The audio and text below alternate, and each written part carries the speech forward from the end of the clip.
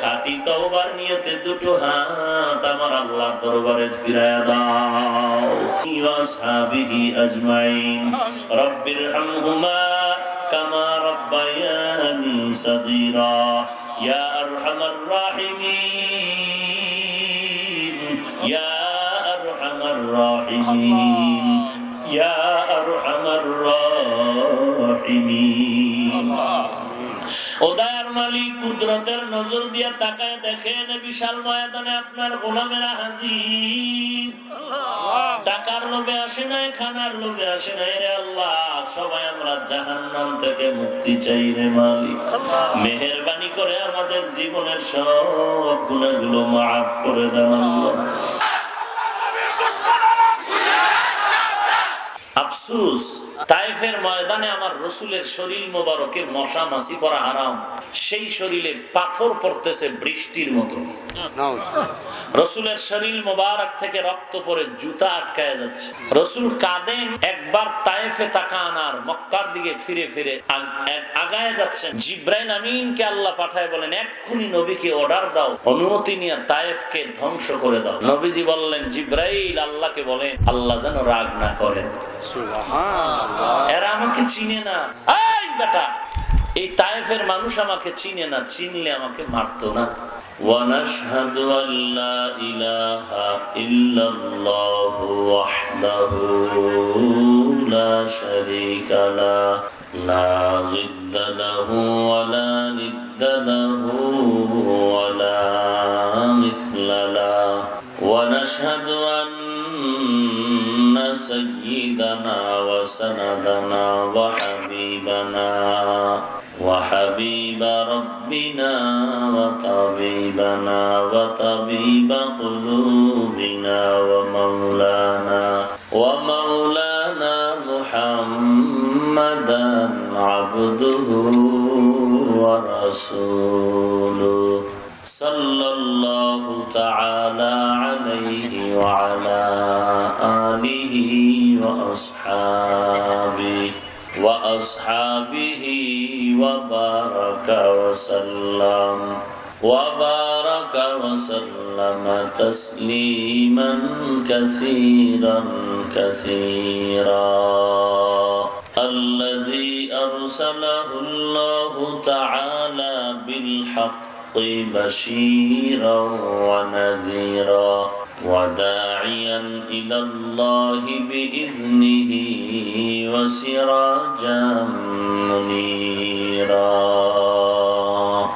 أما بعد فأعوذ بالله من الشيطان الرجيم. بسم الله الرحمن الرحيم. اقرأ باسم ربك الذي خلق الإنسان من علق. اقرأ وربك الأكرم الذي علم بالقلم علم الإنسان ما لم يعلم. وقال النبي صلى الله عليه وآله وسلم خيركم من تعلم القرآن وعلمه أو كما قال النبي عليه الصلاة والسلام. صدق الله مولانا العظيم وصدق رسوله النبي الأمي الكريم ونحن على ذلك من الشاهدين والشاكرين والحمد لله رب العالمين. البوكس رباب دن. اللهم صل على روح محمد في الأرواح وعلى جسد محمد في الأجساد وعلى قلب محمد في القلوب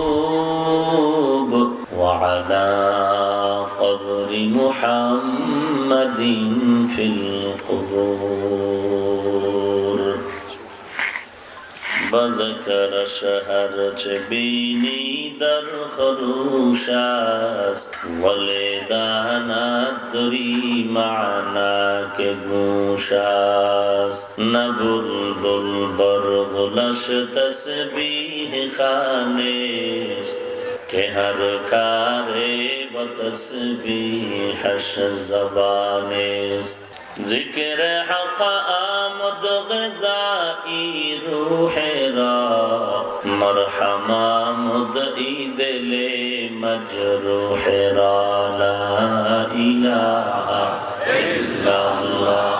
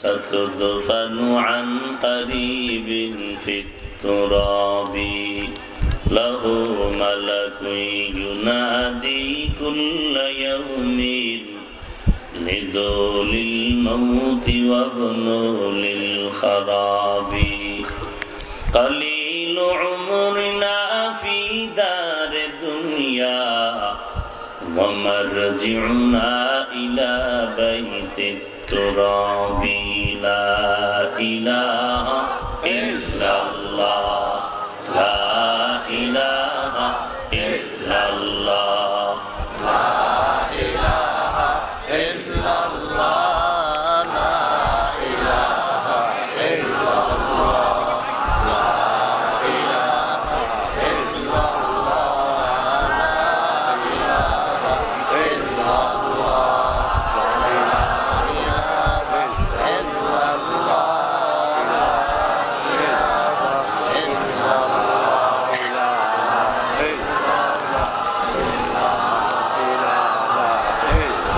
লা ইলাহা ইল্লাল্লাহ মুহাম্মাদুর রাসূলুল্লাহ। এই মাইকের সাউন্ড বাড়ান, আর মোবাইল বন্ধ করেন। সুবহানাকা লা ইলমা লানা ইল্লা মা 'আল্লামতানা ইন্নাকা আনতাল আলিমুল হাকীম। রব্বি ইশরাহ লি صدري ويسر لي أمري واحلل عقدة من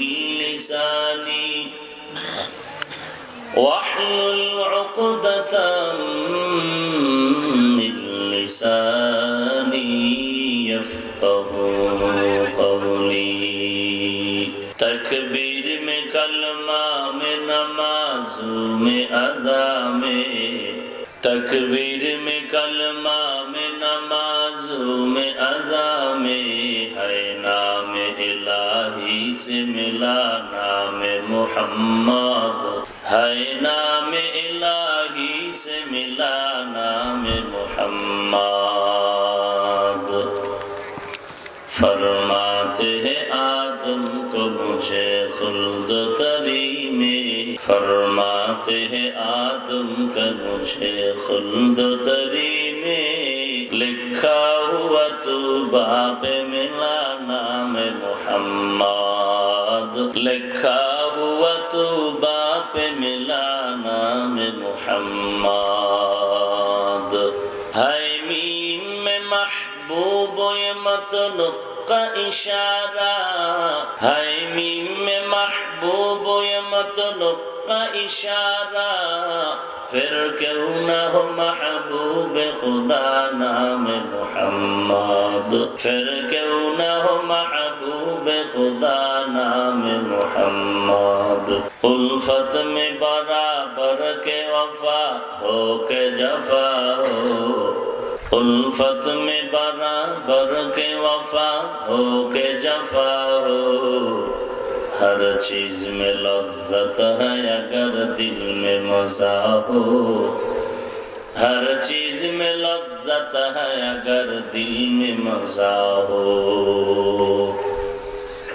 বেগম আমার গোলাকান্দি ইব্রাহিমিয়া দারুল উলুম হাফিজিয়া মাদ্রাসা ও এতিমখানার হাফিজ ছাত্রদের পাগড়ি প্রদান উপলক্ষে 11তম ওয়াজ মাহফিল 2রা নভেম্বর 2019 মহতী মাহফিলে উপস্থিত মুহতারাম সম্মানিত সভাপতি প্রধান অতিথি বিশেষ অতিথিবৃন্দ মুআজ্জাজ মুকাররম জাতির মাথার মুকুট ওয়ারাসাতুল আম্বিয়া হযরত উলামায়ে কেরাম দূর দূরান্ত থেকে আগত আল্লাহ পাকের আশিকিন জাকিরিন শাকিরিন মুহিব্বিন মুরব্বিয়ান এজম কলিজার টুকরা আমার সমবয়সী যুবক বন্ধুগণ স্নেহের ছোট ভাই পর্দার আড়ালে অবস্থানরত শ্রদ্ধেয় সম্মানিত মা ও বোনেরা আল্লাহ পাক রব্বুল আলামিনের দরবারে লাখ কোটি শুকর ও সুজুদ যে মহান রব্বুল আলামিন ফিতনার জামানায় কোরআন ও সুন্নাহর ভিত্তিতে সহিহ তরিকায় কিছু কথা বলার জন্য, শুনবার জন্য আমাদেরকে কবুল ও মঞ্জুর করেছেন। নিয়ামতের শুকর আদায় করি আলহামদুলিল্লাহ।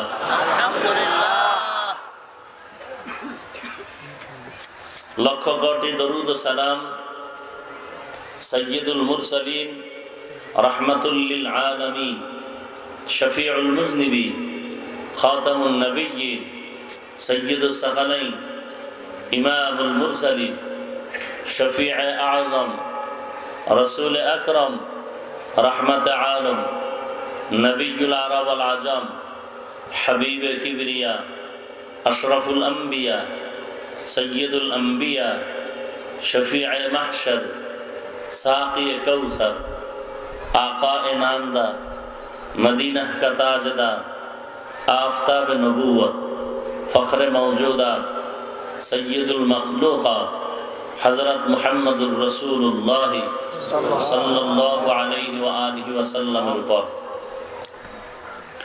সর্বোপরি শুকর যাদের অক্লান্ত পরিশ্রমের মাধ্যমে আজ এই সুন্দর আয়োজন, সময় পরামর্শ অর্থ দিয়ে দোয়া করে উপস্থিত হয়ে মাইক লাইট প্যান্ডেলের ব্যবস্থাপনার মাধ্যমে সহযোগিতার হাত যারা বাড়িয়েছেন, এলাকার যুবক, বৃদ্ধ, ব্যবসায়ী, শ্রমিক, চাকরিজীবী, বিভিন্ন শ্রেণী পেশার মানুষ, জনপ্রতিনিধি, প্রশাসন, উলামায়ে হযরত, আইম্মায়ে মাসাজিদ, মাদ্রাসা কর্তৃপক্ষ, প্রত্যেককেই আল্লাহ তাআলা এর খিদমতের বিনিময়ে দুনিয়াতে শান্তি, পরকালে চির মুক্তির ব্যবস্থা করে দিন। আমি আজ আপনাদের সামনে কিছু কথা বলার নিয়তে কোরআনে হাকিমের শেষের দিকে একটি সূরার কয়েক টুকরা আয়াতে কারিমা তিলাওয়াত করেছি। বিশ্ব নবী, শেষ নবী, মহানবী, শ্রেষ্ঠ নবী সাল্লাল্লাহু আলাইহি ওয়া আলিহি ওয়াসাল্লামের অসংখ্য অগণিত অমীয় বাণী, পবিত্র হাদিস শরীফের মধ্য থেকে হাদিস পড়েছি।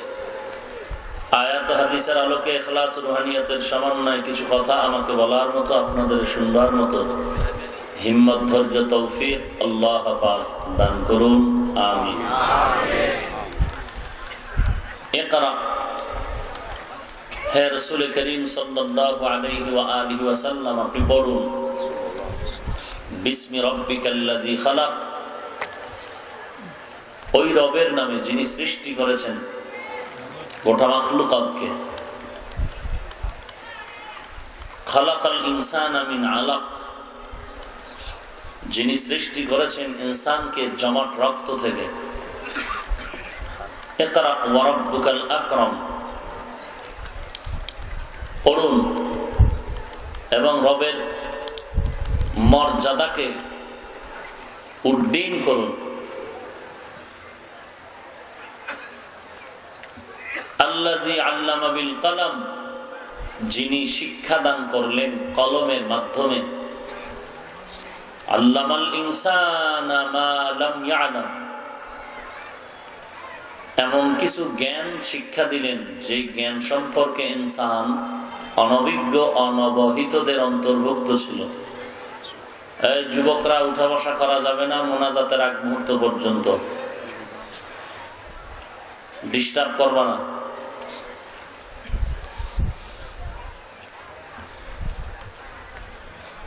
রাসূলুল্লাহ সাল্লাল্লাহু আলাইহি ওয়া আলিহি ওয়াসাল্লাম ইরশাদ করেন, খায়রুকুম মান তাআল্লামাল কুরআনা ওয়া আল্লামা, সৃষ্টির শ্রেষ্ঠ ওই ব্যক্তি যে কোরআন শিখে অন্যকে এই কোরআনের ইলম শিক্ষা দান করেন।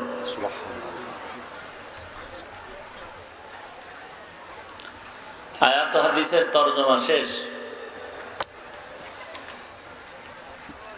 কোরআন সম্পর্কে কিছু কথা এই আয়াতগুলোতে বলা হয়েছে।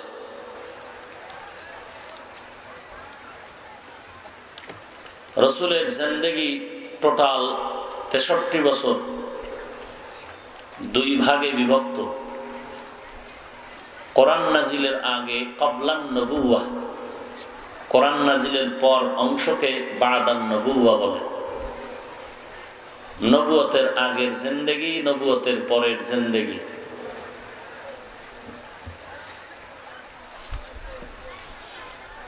ইলমে ওহী তথা কোরআন আসার আগের জিন্দেগির সীমানা 40 বছরের উপরে।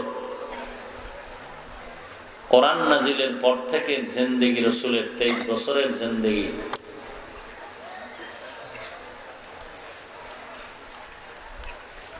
দীর্ঘ 40টি বছর পর্যন্ত রসুলের উপরে কখনো নামাজের কথা বলা হয়নি, রোজার কথা বলা হয়নি, জিকিরের আদেশ দেওয়া হয়নি, অন্যায়ের প্রতিবাদ করার কথা বলা হয়নি। 23 বছর কোরআন নাজিল হলো। কোরআন হলো রসুলের জীবন্ত এক আদর্শ, থিওরিক্যাল আদর্শ। রসুল নিজেই হলেন প্র্যাকটিক্যাল, গোটা উম্মতের জন্য আদর্শ। আম্মা জান আয়েশা রাদিয়াল্লাহু আনহাকে প্রশ্ন করেছিলেন সাহাবায়ে কেরাম। সাহাবায়ে কেরাম প্রশ্ন করেছিলেন, নবীজির আদর্শের বর্ণনা দিন, বয়ান করুন।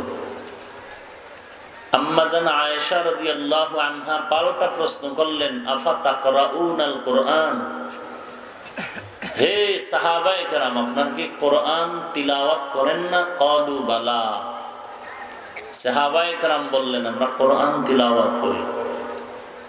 আম্মা জান আয়েশা রাদিয়াল্লাহু আনহা বললেন, কানা খুলুকুহুল কুরআন,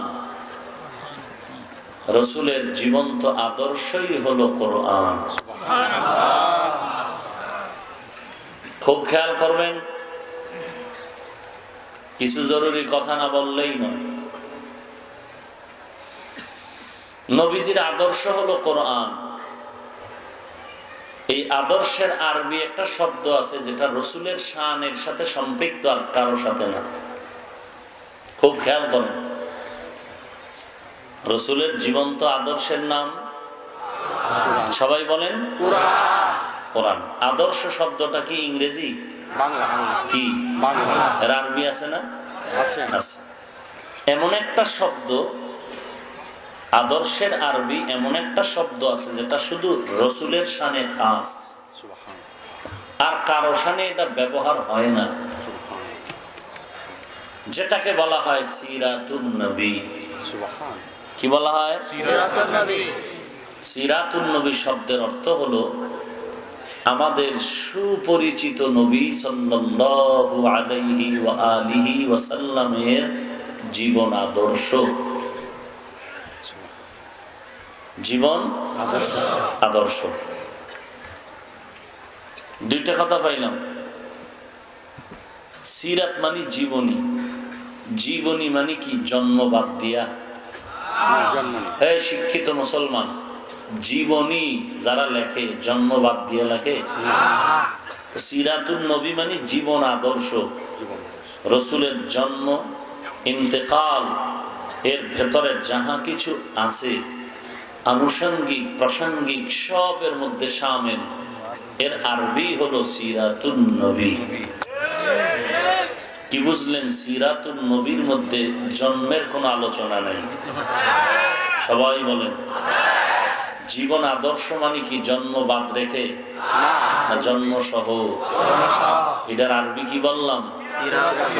কোন বাপের ফুট থাকলে দাঁড়া, বল আমার কথা ভুল।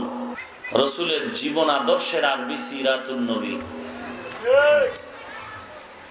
জীবন রসুলের টোটাল জিন্দেগি এই সিরাতের মধ্যে ঢুকানো। তো যদি কেউ রসুলের সিরাতুন নবীর বই লেখে, তাহলে ওই বইয়ে নতুন করে মিলাদুন নবীর নাম দেওয়া লাগে না। মিলাদ মানে জন্ম, জন্ম তো রসুলের সিরাতের মধ্যে আছেই। তাহলে কি বুঝলেন?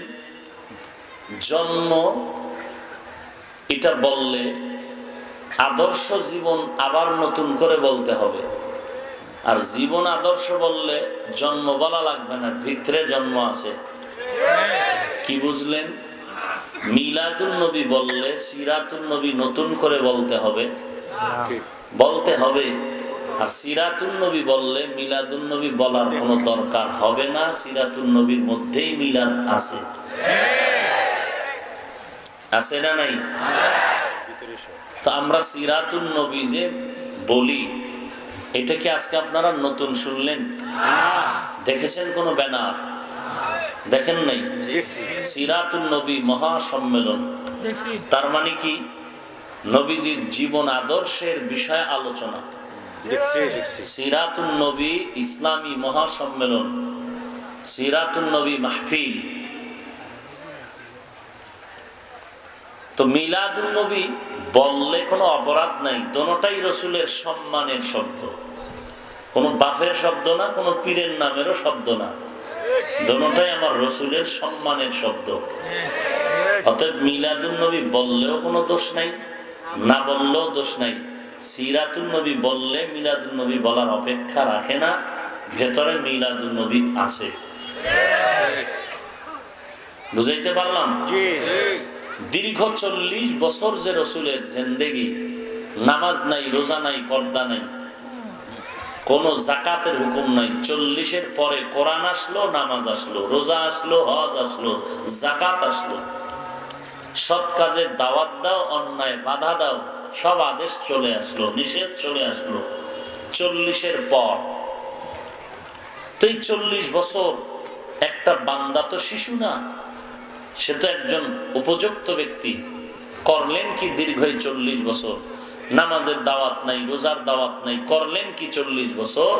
শুধুমাত্র রবের সাথে তাআল্লুক পয়দা করার জন্য, সম্পর্ক গভীর করার জন্য আল্লাহর রসুল বাইতুল্লাহ থেকে হেঁটে হেঁটে হেঁটে হেঁটে জঙ্গল পেরিয়ে, পাথর পেরিয়ে, হেরা পর্বতের চূড়ায় উঠে, ভেতরের গর্তে নেমে বাইতুল্লাহর দিকে ফিরিয়া রসুল আল্লাহর ধ্যানে সময় কাটাতেন,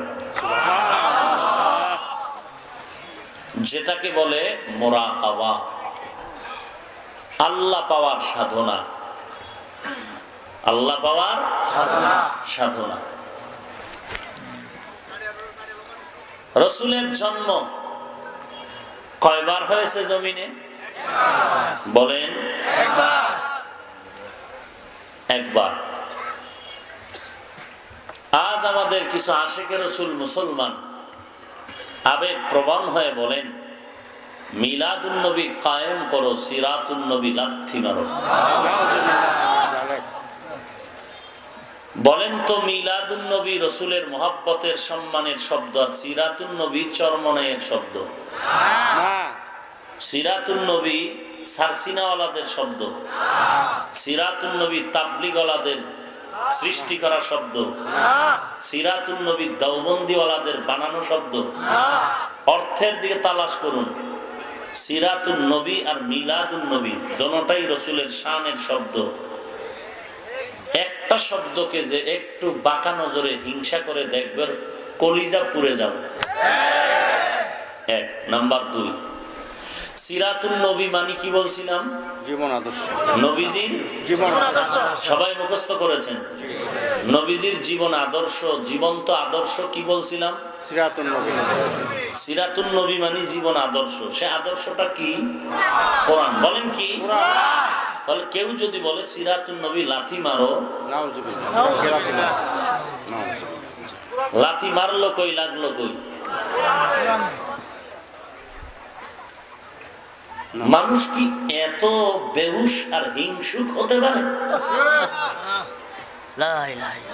মানুষ এত নিচু হতে পারে? এত নির্বোধ হতে পারে? এত মূর্খ হতে পারে? এত মূর্খ তো খাঁটি আশিক হতে পারে না।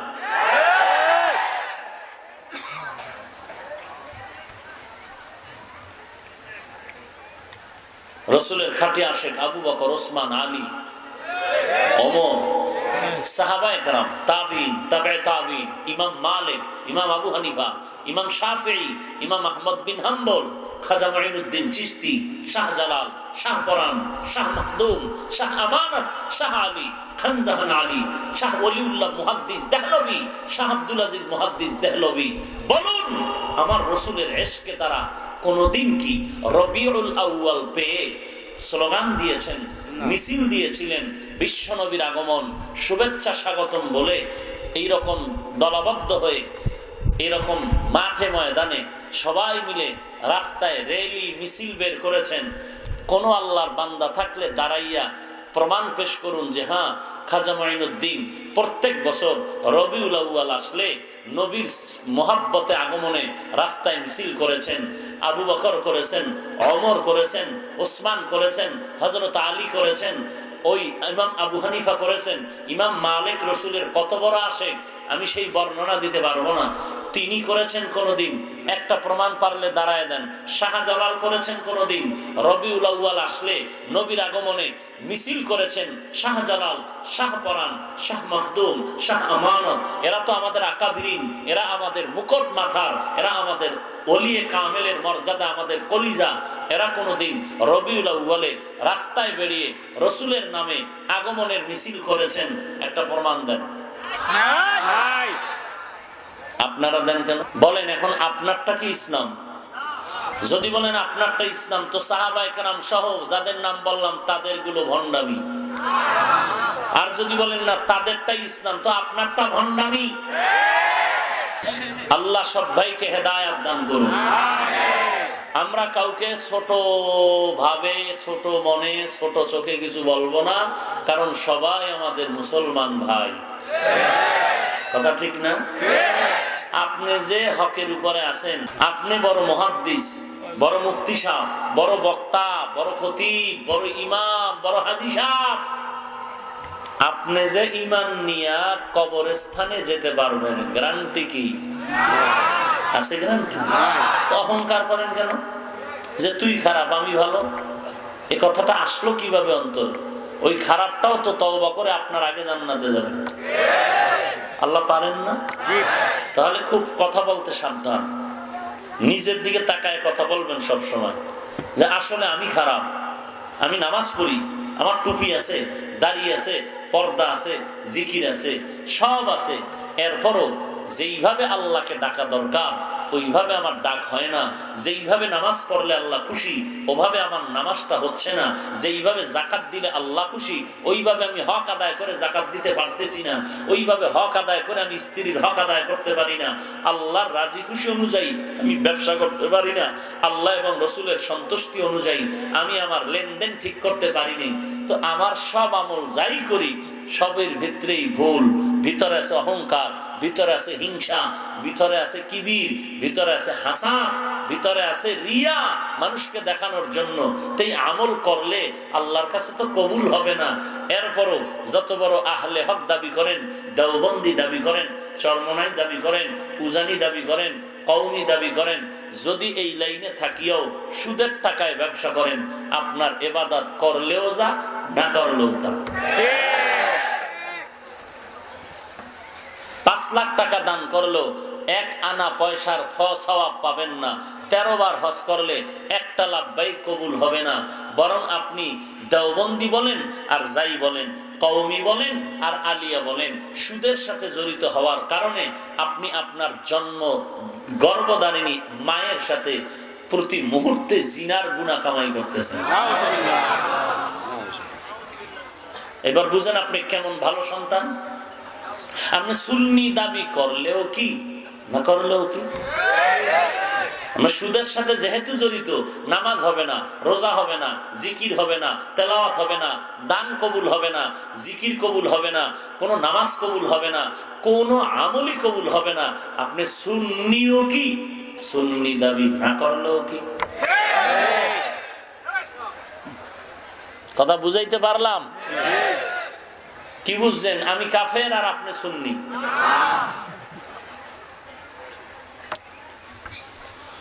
হায় হায় হায় হায় হায় হায়, ইসলাম নিয়ে এত বাটপারি, একটু ভয় নাই অন্তরে? কই, আমি তো পাস করলি টুপি মাথায় দিয়ে অন্য টুপিওয়ালাকে হিংসার সাথে গালি দি নাই, বরং দেখা হয়েছে, চেষ্টা করেছে একটা সালাম দিতে। ঠিক। আমি কওমি মাদ্রাসার সন্তান হয়তো কোনো ভিন্ন প্রতিষ্ঠানকে হিংসা করে গালি দেই নাই। আপনি কেন আমার প্রতিষ্ঠানকে গালি দিবেন? আপনি কেন পাসকুল্লি দেখলে মন খারাপ করবেন? কি ব্যাপার?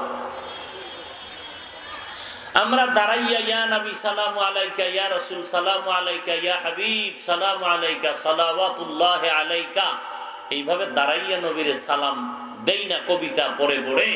কারণ কোন হাদিসেও পাই নাই, সাহাবায়ে কেরামরাও করেন নাই, আবু হানিফাও করেন নাই, ইমাম শাফি করেন নাই, খাজা মাইনুদ্দিন করেন নাই, বড় পীর আব্দুল কাদের জিলানী এই কবিতা পড়ে রসুলকে সালাম দেন নাই।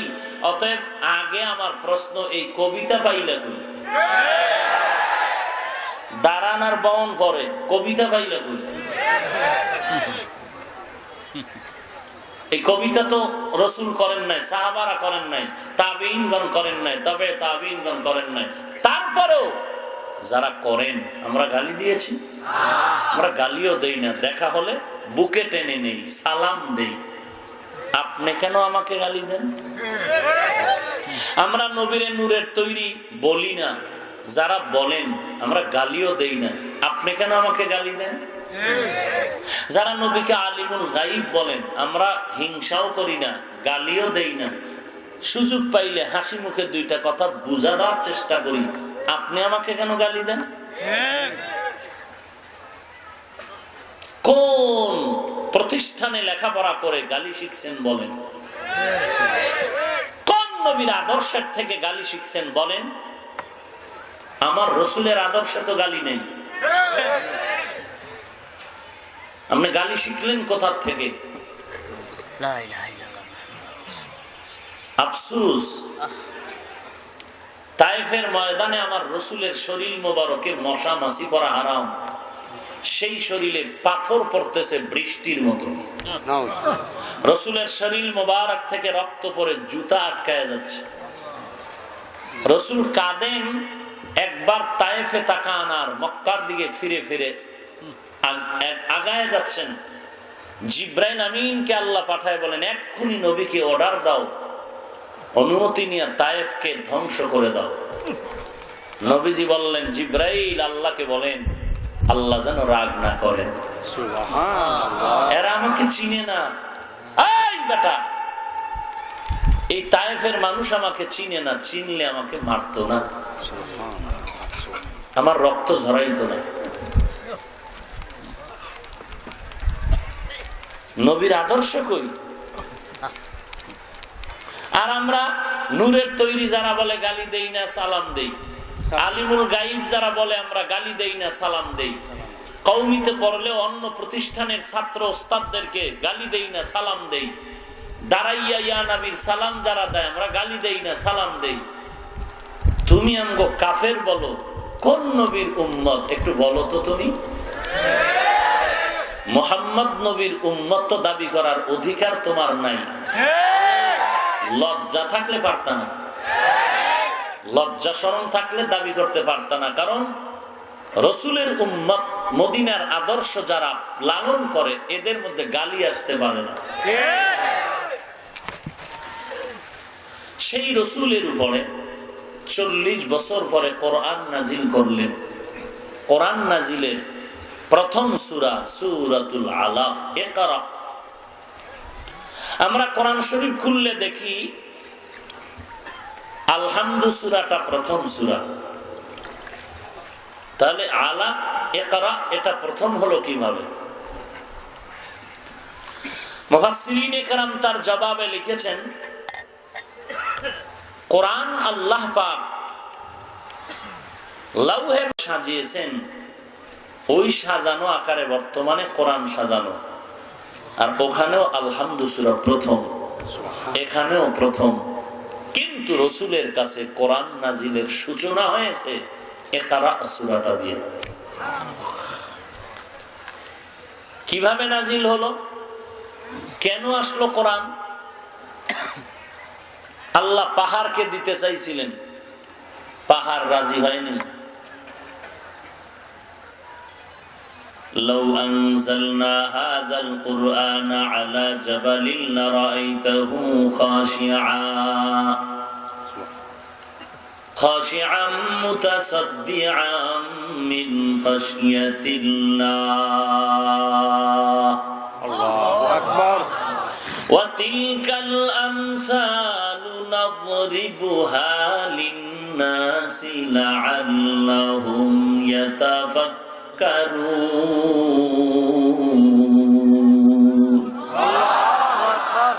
পাহাড়ের উপরে আল্লাহ দিতে চাইলেন, রাজি হয় না, এত ভারী এক বোঝা। আল্লাহ বলেন, আমি এটা ইনসানের উপরে চাপায় দিলাম। দেওয়ার পরে ইনসানের দাম এত বেড়ে গেল, সারা দুনিয়ার মাখলুকাত আল্লাহ ব্যতীত যাহা কিছু আছে সব এক পালায় দিল, ইনসানের মর্যাদার সমান হবে না। সুবহানাল্লাহ। আল্লাহ পাক বলেন ইনসান এত দামি, আমি আল্লাহ কোরআন দিলাম কেন? হুদাল লিন্নাস, গোটা জগতের মানুষের হেদায়েত হলো কোরআন। হুদাল লিল মুত্তাকিন, গোটা দুনিয়ার মুত্তাকি যারা আল্লাহকে ভয় করে তাদের পথ প্রদর্শক হলো কোরআন। ওয়া নুনাজ্জিলু মিনাল কুরআনি মা হুয়া শিফাআ, গোটা দুনিয়ার মানুষের রোগের, রুহানি রোগের ঔষধ হলো কোরআন। আর এই রোগের রোগীর ডাক্তার, সৃষ্টির শ্রেষ্ঠ ডাক্তার হলেন আমার নবী। ইমামুল আউয়ালিন আল আখিরিন বহরে সাদকা রাহমাতুল লিল আলামিন সাইয়্যিদুল কাউনাইন খাতমুল মুরসালিন আখিরামুদ বুয়াদ ফখরুল আউয়ালিন শুদ্ধ ওজুদাশ রাহমাতুল লিল আলামিন মসজিদে উশুদ হামারো এ জমিন। আল্লাহ পাক রব্বুল আলামিন গোটা জগতের মানুষের জন্য ডাক্তার করে পাঠালেন আমার নবীকে, শ্রেষ্ঠ ডাক্তার, তার মানে শেষ ডাক্তার। কিয়ামতের আগের দিন পর্যন্ত জমিনের মধ্যে উম্মতের রুহানি রোগের চিকিৎসার জন্য নতুন কোন ডাক্তার নতুন কোন প্রেসক্রিপশন দিতে পারবে না। আমার নবীর মাধ্যমে আল্লাহ এমন এক প্রেসক্রিপশন দিয়ে দিলেন, কিয়ামত পর্যন্ত মানুষের অন্তরে যত রোগ থাকবে সকল রোগের চিকিৎসা যদি চাও, প্রেসক্রিপশন হলো মদিনার প্রেসক্রিপশন। যদি না বুঝো, এই বুঝাইয়া দেওয়ার জন্য নবীর অবর্তমানে ডাক্তারির প্রেসক্রিপশনটা বুঝাইয়া দেওয়ার দায়িত্ব হলো উলামায়ে কেরামের। যেই সোরার ঘরের সোরারা বলে ওলামা লাগে না, আলেম চিনি না, ইসলামের ব্যানার টানায় বলে আমার আলেম পছন্দ না। তা তোর বাপ মার জানাজা পড়াইছে কে রে? গরুয়ে, শুকরে, কুত্তায়? ওরে আল্লাহর বান্দা, তোমার আমার আব্বা আম্মার বিবাহ বৈধ হতো না যদি আলেম খুতবা না পড়তেন। আমি এটা বুঝাতে চাই না যে যারা আলেম না তারা জাহান্নামী, আমি এই কথা বুঝাতে চাই যারা আলেম বিদ্বেষী, আলেম পছন্দ করে না, নবী বলেন তারা মুহাম্মদ নবীরও পছন্দ করে না। हकीकत से तो दुनिया बेखबर है, दुनिया की नुमाइश पर नजर है, नमी गुयम के आज दुनिया जुदा बाश बहर कारे के बाशी बा खुदा बाश। আবু জাহাল নবীরে দেখলো, কত বড় বেঈমান আর কপাল পরা হলে নবীরে দেখার পরেও কালেমা পড়ছে। যেই নবীর দিকে তাকাইলে গুনাহ মাফ, যে নবীর চেহারা মোবারকের দিয়ে তাকাইলে ক্ষুধা নিবারণ হয়ে যায়, সেই নবীর বরকতি জবানের বয়ান শুনে আবু জাহাল কালেমা পড়ে না। আর এই নবীকে মারার জন্য ওমর দৌড়াইয়া নবীর কদমে লুটায়া কালেমা রশি গলায় লাগায় নিল। এটা কপালের ব্যাপার। কিসের ব্যাপার? কপালের ব্যাপার। সবার কপালে কি আর মদিনার জিয়ারত চলে? সবার কপালে কি আর বাইতুল্লাহ ধাক্কা দেওয়া চলবে? ঠিক সব বান্দার কপালে নেক আমল সম্ভব না। কত বড় কপাল পরা আসতে চাইছিল বয়ানে, আসতে পারলো না। তার থেকে আরেকটু বেশি কপাল পোড়া, আসিয়াও বায়ানে বসতে পারলো না। কই ঘুরে? ওই দোকানে দোকানে বিড়ি টানে আর ঘুরে। তার থেকে টাটকা কপাল পোড়া যে প্যান্ডেলে বসিয়াও শেষ পর্যন্ত থাকতে পারলো না। তার থেকে ফাইনাল কপাল পোড়া যে মোনাজাতের আগে দৌড়।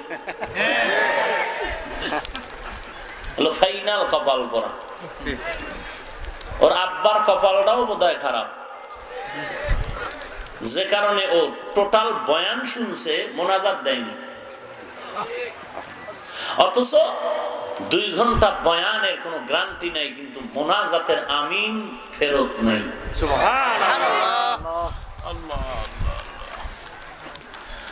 আহা, চিন্তা নাই তো, কোনো চিন্তা নাই। কবে আসছি, কই যাইতেছি, কখন আমি বড় হইলাম, আমি না শিশু ছিলাম, কখন আমার গালে দাড়ি উঠলো, টেরও পাইনি। আবার কখন কালো দাড়ি সাদা হলো, টের পাইনি। হ্যাঁ, কখন আমার মোচ উঠলো, আমি টের পাইনি। কখন আমার চুল সাদা হয়ে গেল, টের পাইনি। হঠাৎ করে ভালো হাতটা একটু ব্যথা করতেছে, কারণটা কি? ঘুমাইলাম সুস্থ, ঘুম থেকে উঠে দেখি পেট ব্যথা, বুকে ব্যথা, মাথা ব্যথা। চিন্তা করি না তো, বয়সটা কই গেল, কোত্থেকে কই আসতেছি? কইছি না ওই মক্তবে স্কুলে ক্লাস 1 আদর্শ লিপির বই বগলের তলে লইয়া একটা চক সিগারেট লইয়া কই গেছিলাম। এমন কই সেই জিন্দেগি আমার? তখন আমার বন্ধু বান্ধব ছিল অনেক, গেল কই? মাঠে খেলতাম অনেক বন্ধু নিয়ে, জোনাকির আলোতে খেলতাম। ঘুম থেকে উঠিয়াই বন্ধুদের নিয়ে রাস্তায় খেলাধুলা, ভাত টাত খাওয়া বন্ধ। লেখাপড়ার টেবিলে এসে আর এক শ্রেণীর বন্ধু পাইলাম। বিভিন্ন জায়গায় ঘুরতে গেছি, কক্সবাজার, বঙ্গোপসাগর, কুয়াকাটা, সেন্ট মার্টিন, বিভিন্ন পার্কে ঘুরলাম, বিভিন্ন দর্শনীয় জায়গা দেখলাম। কই গেল আমার সে বন্ধুরা? কেউ নামও জানি না, ঠিকানাও নাই, খবরও নাই। কারো কারো খবর পাই নাকি মরেই গেছে। প্রতিদিন মরণের খবর, মরণের খবর। এতটাই জানাজা, এতটাই জানাজা, এই টাইমে জানাজা। আমারটা কখন? ভালো যুবক ছেলে, এত সুন্দর চেহারা, দেহ গঠন, হঠাৎ করে দুঃখ, বাপ কাঁদে। ভালো ছেলে ঘুমাইলো, ঘুম থেকে মরা। বাজারে গেল, আসলো লাশ। বেড়াইতে গেল, আসলো লাশ। নিখোঁজ, খোঁজই নেই, লাশ না জিন্দা, খবরই নেই কই গেছে। 1 সপ্তাহ পরে নদীর পাড়ে দেখা যায় তার লাশ ভেসে উঠেছে। চিন্তাই করি, রাত যাচ্ছে, দিন যাইতেছে, হায়াত শেষ হইতেছে, হায়াত শেষ হইতেছে। আর কত? উম্মতে মুহাম্মাদের তো দীর্ঘ লম্বা হায়াত না। নবীজি এই কবরের চিন্তা, মরণের চিন্তা, সাহাবায়ে কেরামের এই মৃত্যু চিন্তায় ঘুম নাই। আবু বকরের কান্নার আওয়াজ, ওমরে ফারুকের কান্নার আওয়াজ, হযরত ওসমান জিন্নুরাইন রাদিয়াল্লাহু আনহু কবরের কিনারা দিয়া হাঁটলে হাউমাউ করে কান্না করে, গলা কাটা মুরগির মতো। হযরত আলী কান্নার আওয়াজ। অথচ এদের নামে জান্নাতের টিকেট জমিনে ওপেন হয়ে আছে। নবীজি ঘোষণা দিয়েছেন, 10 জন সাহাবা আল্লাহ ওপেন অর্ডার দিছে, এরা দুনিয়ায় বসেই তারা জান্নাতের গ্যারান্টি পেয়েছে। এর মধ্যে আবু বকর 1 নম্বরে। কিন্তু সে আবু বকর কোথায়? রাতের আধারে আবু বকর নামাজে যায়, নামাজে দাঁড়ায় আল্লাহর মহব্বতে কান্নার আওয়াজ। এই যুবক, একেবারে যে তোর মাথাটা আমার থেকে 1.5 কেজি ওজন বেশি, ব্যাপারটা তো এমন না। এই যুবক, আমার মাথার থেকে তোর মাথার ওজন 1.5 কেজি বেশি না, এরকম কিছু না। তো এত মাস্তানি করো, ভাব দেখাও, কারণটা কি? ও সার্টিফিকেট আছে, আমরা সার্টিফিকেট নেই, এই জন্য। আমরা সার্টিফিকেট না থাইকাও যে সম্মান পাই, তুই তো সার্টিফিকেট লইয়াও তা পাও না, তো লাভ হইল কি? হাজারো মানুষের সালাম আর দোয়া, হাজারো আম্মা জানের দোয়া, জীবনে দেখে নাই হাফিজুর রহমানকে পর্দার আড়ালে বসে বসে বা মোবাইলে বয়ান শুনে শুনে দোয়া করে, আল্লাহ এই সন্তানটা জানি কেমন, কার গর্ভে জানি এটা ধারণ করেছে, ও আল্লাহ ওর মাকেও ভালো করে দাও, কবুল করো, ওর বাবারও কবুল করো। মাঝে মাঝে চিঠি লেখে, হাফিজ ভাই মনটা চায় তোমার মার একটু দেখবো, কোন মায়ের সন্তান তুমি। এরে আল্লাহর বান্দা, তুইও রাত কাটাও, আমিও রাত কাটাই, তোর দিন যায় আমার দিন যায়, তুইও 3 বেলা খাও, আমিও 3 বেলা খাই, তুই ঘুমাও আমিও ঘুমাই, তুই বাজারে যা আমিও বাজারে যাই, তুই ঘুরতেছো বন্ধু বান্ধব নিয়ে, আমরাও যে বন্ধু বান্ধব নিয়ে ঘুরি না তা না, আমরাও ঘুরি। ও বাবা, তুমিও বিবাহ করেছো, আমরাও করেছি, তোমাদেরও সন্তান আছে, আমাদেরও সন্তান আছে। ওরে আল্লাহর বান্দা, বলো তুমি টুপিদারি বাদ দিয়া কি পরিমাণ শান্তিতে আছো, সম্মানে আছো, আর আমরা টুপিদারি রাখার পরে কি পরিমাণ অসম্মানে আর অশান্তিতে আছি। বলতে তো পারবি না, সেই বুকের পাটা নাই, জবাব নেরে আল্লাহর বান্দা। আল্লাহর কসম করে বলছে, এই জমিনের মধ্যে শুধু বাংলাদেশ না, গোটা দুনিয়ার মধ্যে তালাশ কর, তদন্ত কর, কোরআনওয়ালা নবীর আদর্শওয়ালাদের মতো সম্মানে শান্তিতে আর দ্বিতীয় কেউ না। জাজু করদন বেহিসাব খলকেরা দাদন জওয়াবে বাসওয়াব হক না দারব দোস্তে খলকা জারেরা নিস্তে ই খসলত কে দিনদারেরা। আমি বলি না তুই স্কুলে পড়বি না, মাদ্রাসায় আয়, না না, সাবধান। স্কুলে পড়ো, পড়তে হবে, কলেজে আসো থাক, ভার্সিটিতে পড়তেছো, বের হবি না, পড়। ওখানে পড়ে তুই ডাক্তার হবি, ধন্যবাদ, ডক্টর হবি, ধন্যবাদ, ইঞ্জিনিয়ার হবি, ধন্যবাদ, কলামিস্ট হবি, ধন্যবাদ, সাংবাদিক হবি, ধন্যবাদ, এসপি হবি, ধন্যবাদ, ডিসি হবি, ধন্যবাদ, ওসি হবি, ধন্যবাদ, এমপি হবি, ধন্যবাদ, র্যাব হবি, ধন্যবাদ, পুলিশ হবি, ধন্যবাদ, আর্মি হবি, ধন্যবাদ। তবে আল্লাহ রসুলের সুন্নতের মালাটা গলায় রাখবি, তুই মুসলমানের সন্তান, এই কথাটা ভুলে যাবি না। এই কথাটা যদি মনে রাখা তুই কলেজে পড়ে ডাক্তার হও, তুই ডাক্তারি করবি, তুই ইঞ্জিনিয়ারিং করবি, একদিন এসপি হবি, ডিসি হবি, তুই যতদিন পর্যন্ত মনে রাখতে পারবি তুই মুসলমানের সন্তান, ততদিন পর্যন্ত বেঈমান তোর উপরে মাস্তানি করতে সাহস পাবে না।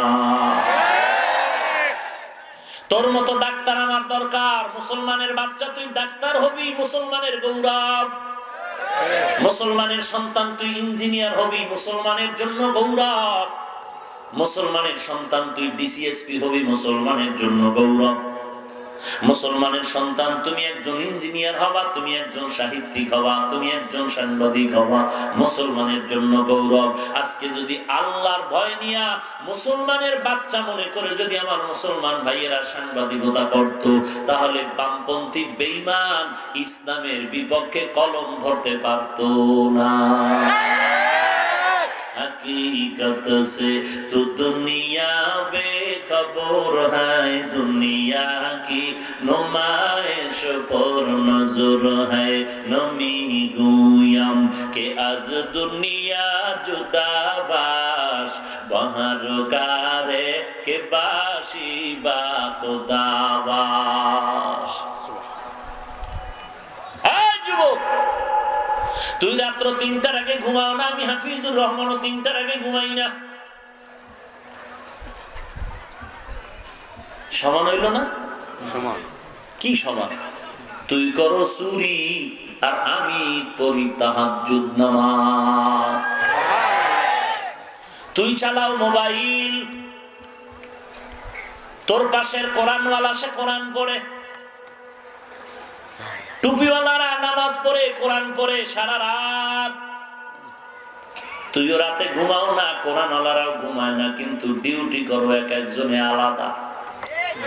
তোর ডিউটি গুনার পাল্লা দিয়া আগাও, আর কোরআনওয়ালার ডিউটি আমার মাওলার মহব্বতের সিঁড়িতে আগাও। যুবক, কয়দিন আর যৌবনের বাহাদুরি করবি? মাঝে মাঝে একটু হসপিটালে যাওনি? যা, একটু টেস্ট কর তোর যৌবনের পয়েন্ট কত বাড়লো কত কমলো। মোবাইল দেখো না? এই মোবাইলে তো চোখের পাওয়ার কমায় দিয়েছে, তোর খবর নাই। ঠিক, এই মোবাইলে তোর হার্ট দুর্বল করে, তোর খবর নাই। এই মোবাইলের গজবে পড়েছ, তোর চোখের পাওয়ার নষ্ট, ব্রেন নষ্ট, তোর হার্ট দুর্বল, কিডনির উপরে আঘাত লাগতেছে, তোর যৌবনের জিন্দেগি নষ্ট হয়ে যাচ্ছে। একটু খবর নিয়ে দেখ। 2 মাস আগে ডাক্তারের পরীক্ষা করা, আবার 2 মাস পরে ডাক্তারের থেকে পরীক্ষা নিয়ে দেখবি চোখের পাওয়ার আগের থেকে ক্রমান্বয়ে কমে যাচ্ছে, যৌবন কমে যাইতেছে। কল্পনার সাগরে সাগরে দৌড়াইতেছো, কল্পনা করতে করতে তোর খানা কম, ঘুম কম, তোর শরীরটা কেমন জানো? এত সুন্দর আপেলের মতো চেহারা, এত সুন্দর সুদর্শন তুই যুবক, আয়নার সামনে তাকায় দেখ কেমন জানো তোর চেহারায়। আগে যেমন একটু লাবণ্যতা ছিল, দেখলে মায়া লাগতো, এখন তোর চেহারা দিয়ে তাকাইলে আমার মায়া লাগবে দূরের কথা। তুই যদি তোর চেহারা দিয়ে তাকাও, দেখবি পেতনি ভূতের মতো দেখা যায়। তোর চেহারার দিকে তাকাইলে তোরই লজ্জা লাগে, সি সি সি সি সি, এরকম ভূত। ঠিক, আমার চেহারাটা এত খারাপ লাগে কেন? তো তুই যদি কও তোর চেহারা খারাপ, আমি কি কমু তোরে অনুমান? যুবক, আমিও তো তোর মতো একটা যুবক, আমিও তো মোবাইল চালাই। ইউটিউব খুললেই তো ডানে বয়ান, বামে গান, ডানে কোরআনের তেলাওয়াত, বাম দিকে নর্তকীদের নাচ গানের আওয়াজ। আমি রাতের বেলা যদি মোবাইলটা খুলে একা একা গান দেখি শুনি, তোর বাপেও জানবে না, কিন্তু আমি ভয় করি আমার আল্লাহকে। যদি আমি গোপনেও গান শুনি আর অন্যায় করি, আল্লাহ কইবে হাফিজ রে, এই সম্মান আমার সময় নিতে 1 সেকেন্ড লাগবে না তোরে নিচু বানায় দিতে। তোর কণ্ঠ দিছি আমি আল্লাহ, সিনায় নিতে 1 সেকেন্ড লাগবে না। তার মানে তোর কণ্ঠ থাকবে, কিন্তু মানুষের দিলে মহব্বত কমে যাবে। মানুষ আর বয়ান শুনতে আসবে না, মানুষ জানবেও না কেন বয়ান শুনো না। সবাই বলবে এমনি এমনি ভালো লাগে না, আগে একটু ভালো লাগে না। আল্লাহ জানে কেন ভালো লাগে না। বান্দা তুই গুনাহ করো, আল্লাহ বেজার, মানুষের অন্তরে মহব্বত নষ্ট। কাউকে দেখানো লাগবে না। আবার এই গুনাহ করতে করতে করতে করতে যদি সীমা লঙ্ঘন হয়ে যায়, তখন মানুষের গুনাহ মানুষে ধরে,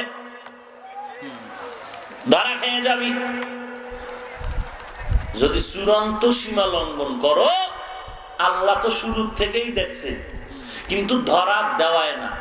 সীমা লঙ্ঘন যখন চূড়ান্ত করবি, তখন আর আল্লাহ লাগবে না। আল্লাহর বিচার তো রিজার্ভ আছে, দুনিয়াওয়ালাদের সামনেই প্রকাশ হয়ে যাবে হঠাৎ। তোর আইডি হ্যাক হয় না, হঠাৎ হ্যাক হয় কেন? কি ব্যাপার? মোবাইলে কথা বলতেছি শত শত মিনিট, শত শত মিনিট, 1000 মিনিট, ঘন্টাকে ঘন্টা মোবাইলে কথা বলি, কথা বলতেছি, আমারটা প্রকাশ হয় না, তোমারটা হয় কেন? ও আল্লাহর গোলাম, একমাত্র কারণ হলো, একমাত্র কারণ গুনাহ করতে করতে সীমাটা লঙ্ঘন যখন করবি তখন দুনিয়ায় বিচার শুরু হয়ে যাবে। রাহমাতুল লিল আলামিন, গোটা দুনিয়ার উম্মতের রুহানি ডাক্তার, প্রেসক্রিপশন দিয়েছেন। আল্লাহর নবীর উপর আল্লাহ পাক স্থায়ী সমাধানের প্রেসক্রিপশন দিলেন কোরআনুল কারীম। 40 বছরের পরে জিবরাইল আমিন নিয়ে আসলেন ইকরা। নবীজি হেরা গুহার মধ্যে ধ্যানে মগ্ন, জিবরাইল আমিন আসলেন, নবীকে দাঁড় করালেন। জিবরাইল আমিনের সিনাটাকে নবীজির সিনা মোবারকের সাথে আলিঙ্গন করলেন, আর একটু মৃদু চাপ দিলেন, আর জিবরাইল বললেন ইকরা। নবী বললেন মা আনা বিকারী, আমি পড়তে জানি না। জিবরাইল আমিন আবার চাপ দিলেন ইকরা, হে নবী আপনি পড়ুন। নবী জবাব দিলেন মা আনা বিকারী, আমি পড়তে জানি না। জিবরাইল আমিন এবার জোরে চাপ দিলেন আর বললেন ইকরা বিসমি রাব্বিকাল্লাযী খালাক, খালাকাল ইনসানা মিন আলাক, ইকরা ওয়া রাব্বুকাল আকরাম আল্লাযী আল্লামা বিল কলম, আল্লামাল ইনসানা মা লাম ইয়ালাম। নবী পারি না, পারি কোনটাই বলেন নাই। নবী পারি নাও বলেন নাই, পারি তাও বলেন নাই। জিবরাইল আমিন রেশমি কাপড়ে আয়াতগুলো লেখা নবীর সামনে ধরলেন। প্রথম 2 বারে নবী বললেন পড়তে জানি না। কেন বললেন? নবী দেখে দেখে পড়তে জানতেন না, এক জবাব। 2 নাম্বার জবাব হলো কার নামে কি পড়ব সেটা তো জিবরাইল বলে নাই। 3 নাম্বার চাপে যখন বলল রবের নামে পড়ো, নবী তখন পড়ি তাও বলেন নাই, পড়তে জানি না তাও বলেন নাই। অন্তত এতটুকু বোঝা যায় নবী চুপ থেকে সমর্থন করলেন। কারণটা কি? নবী তো প্রেসক্রিপশন দিলেন কিয়ামত পর্যন্ত এই প্রেসক্রিপশন অনুযায়ী উম্মতে মুহাম্মদী চলবি। আমি নবী রবের নামের কথা শোনার পরে পড়া শুরু করলাম, অথবা চুপ থেকে সমর্থন করে গোটা দুনিয়ার উম্মতের জানায় দিলাম এই জমিনে যত লেখাপড়া দেখবি শুধু রবের পড়াটা পড়, বাকিগুলো ছেড়ে দাও। রবের পড়া পড়ো, রবের পড়া পড়ো। ওই পড়া যদি পড়ো তো দাম কত? বলে যে পড়বি তার দাম, যে পড়াবে অন্যকে, যে শিখবে তার দাম এই জমিনে সবার থেকে বেশি। আর এই জ্ঞান অর্জন করা প্রত্যেক মুসলমানের জন্য ফরজ। তালাবুল ইলমি ফরিদাতুন আলা কুল্লি মুসলিম। প্রত্যেকটা মুসলমানের উপরে ইলম অর্জন করা, জ্ঞান অর্জন করা। কোন জ্ঞান? যেই জ্ঞান শিখলে আল্লাহ চিনা যায়, হালাল হারাম পার্থক্য করে সঠিক পথে চলা যায়, আল্লাহর বিধিবিধান ঠিক মতো মানা যায়।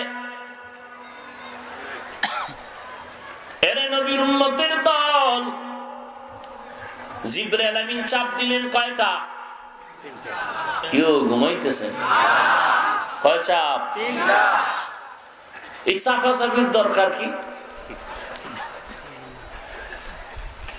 আমার নবী কোরআন যখন পড়েন আল্লাহ নাজিল করেন, দ্রুত জিহ্বা মোবারক নারায় নারায় মুখস্থ করেন। আল্লাহ নিষেধ করে বললেন লা তুহাররিক বিহি লিসানাকা লিতাজালা বি ইন্না আলাইনা জামআহু ওয়া কুরআনা।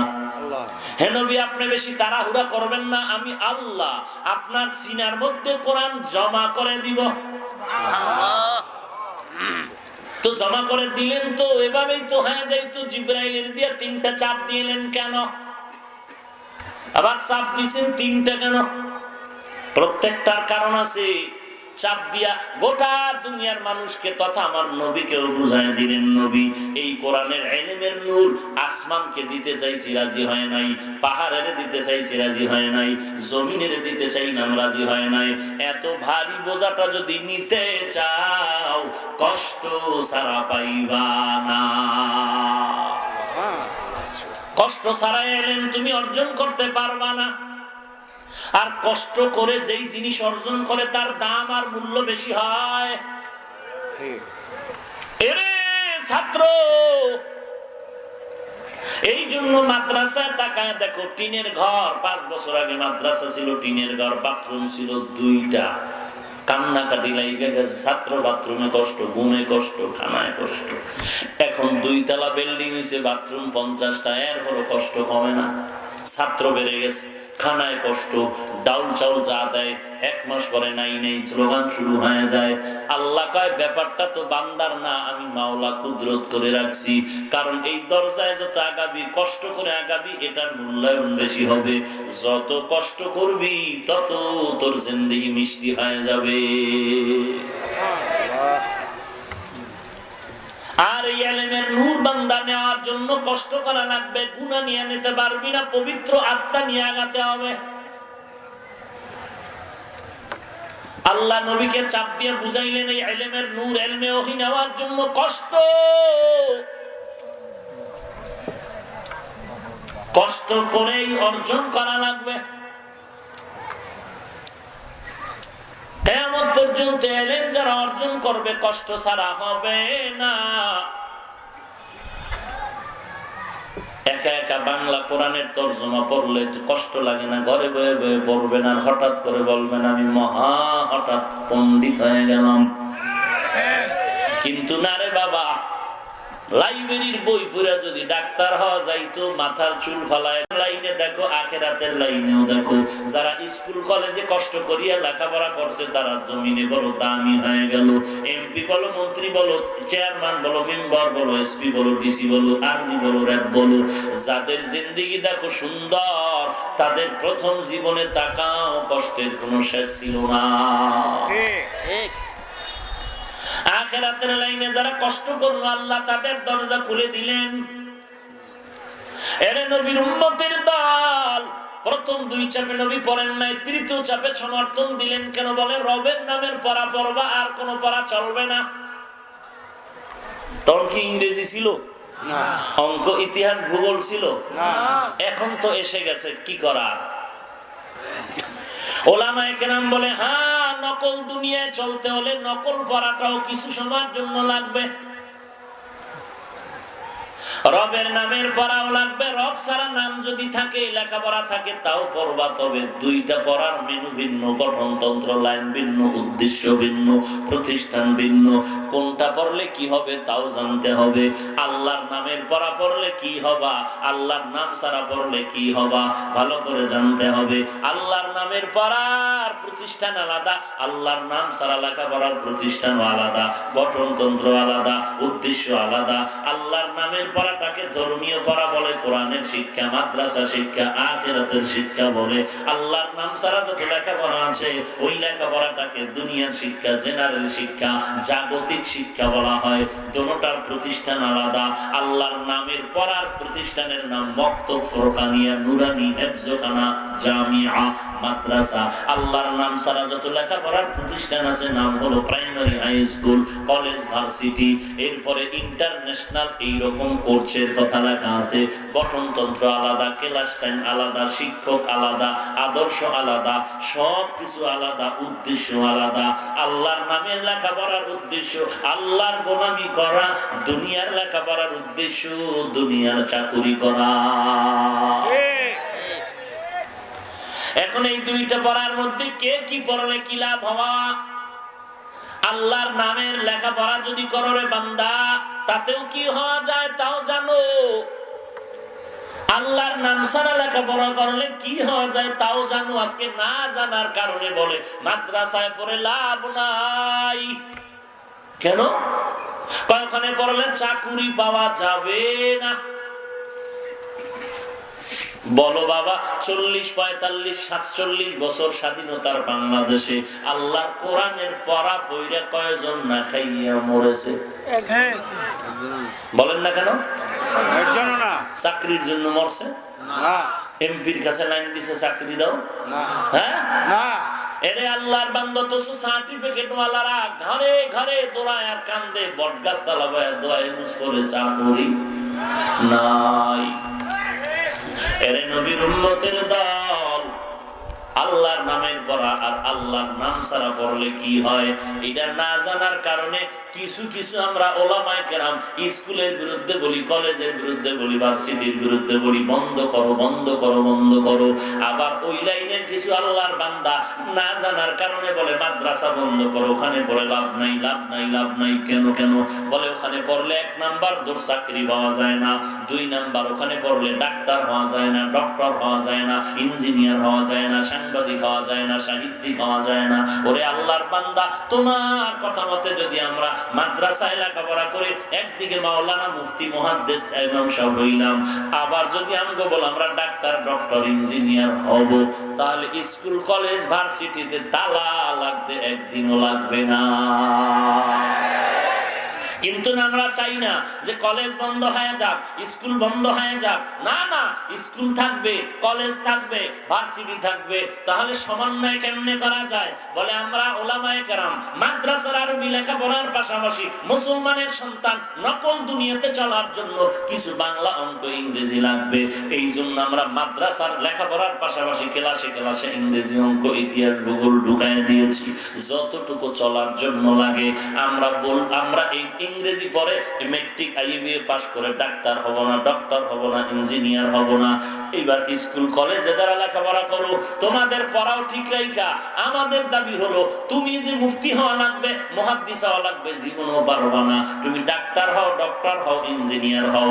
তোমাদের অংশ আমরা মাদ্রাসায় যেমন হালকা ভাবে ঢুকাইলাম, আমাদের ঈমানের দাবি সব স্কুল কলেজ ভার্সিটির মধ্যে মুসলমানের সন্তানের আল্লাহর কোরআন শিখানো দরকার।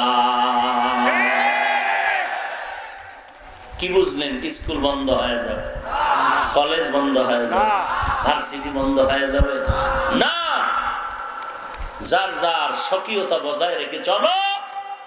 আমাদের যেমন ইংরেজি অঙ্ক খানিকটা ঢুকিয়েছি, তুমি মুসলমানের সন্তান হিসেবে আল্লাহর কোরআন ঢুকাও। তাতে স্কুল কলেজের লেখাপড়া বন্ধ হবে না, ক্লাস নষ্ট হবে না। ঢুকাও না কেন? মনের পরিশুদ্ধতা এখনো আসে না। ভাইরা আমার, আল্লাহ রাসূল বললেন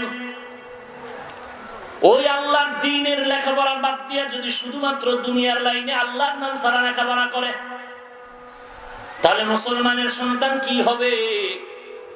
বলে মুসলমানের সন্তান শুধু আল্লাহর নাম বাদ দিয়ে লেখাপড়া করলে সব হবে, সব হবে, সব হবে, সব, কিন্তু মানুষ হতে পারবে না।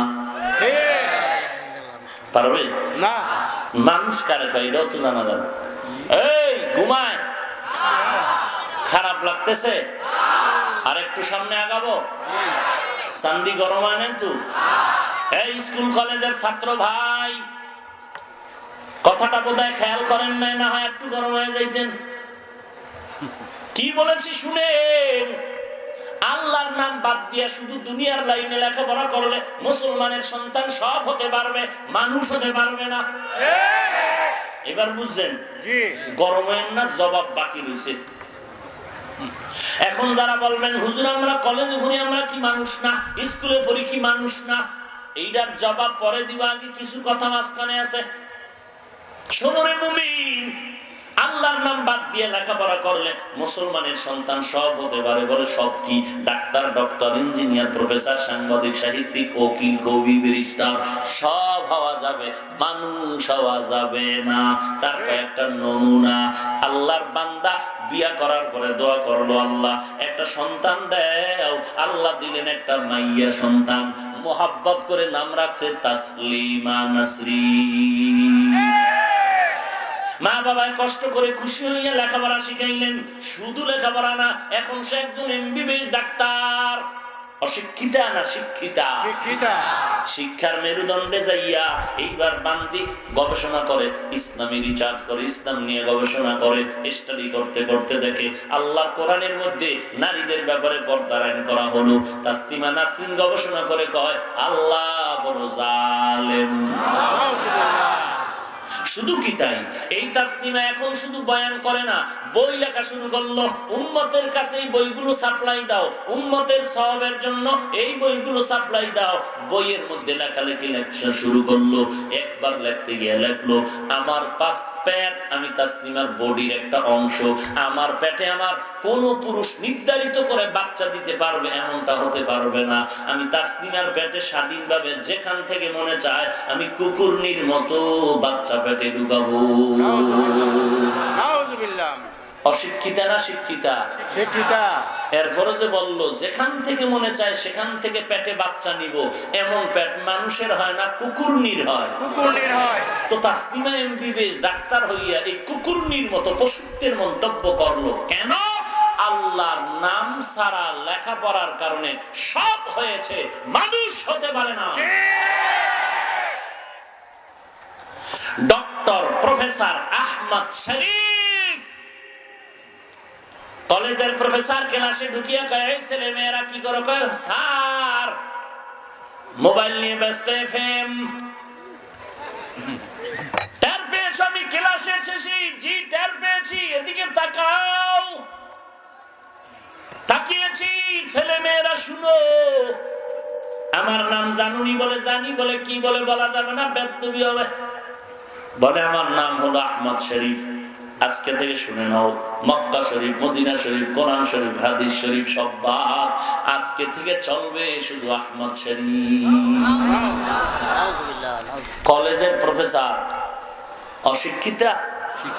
হ্যাঁ, একজন শিক্ষিত প্রফেসর বলে আমি কবরের আযাব বিশ্বাস করি না, মরণ বিশ্বাস করি না। মরার আগে ছেলে মেয়েরে বললো আমারে কবরে দিবি না।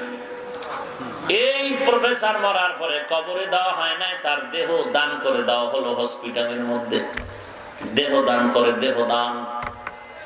একজন কলেজের প্রফেসর শিক্ষিত লোক হইয়া মরণের বিরুদ্ধে, কবরের বিরুদ্ধে কথা বললো, ইসলামের বিরুদ্ধে কথা বললো। মদিনা শরীফ বাদ, বুখারী শরীফ বাদ, তিরমিজি শরীফ বাদ, হাদিস শরীফ বাদ, কোরআন শরীফ বাদ, মক্কা শরীফ বাদ, আমি আহমদ শরীফ তোদের জন্য যথেষ্ট। এই পশুত্বের কথা কেন? আল্লাহর নাম ছাড়া পড়ার কারণে সব হয়েছে, মানুষ হতে পারে না।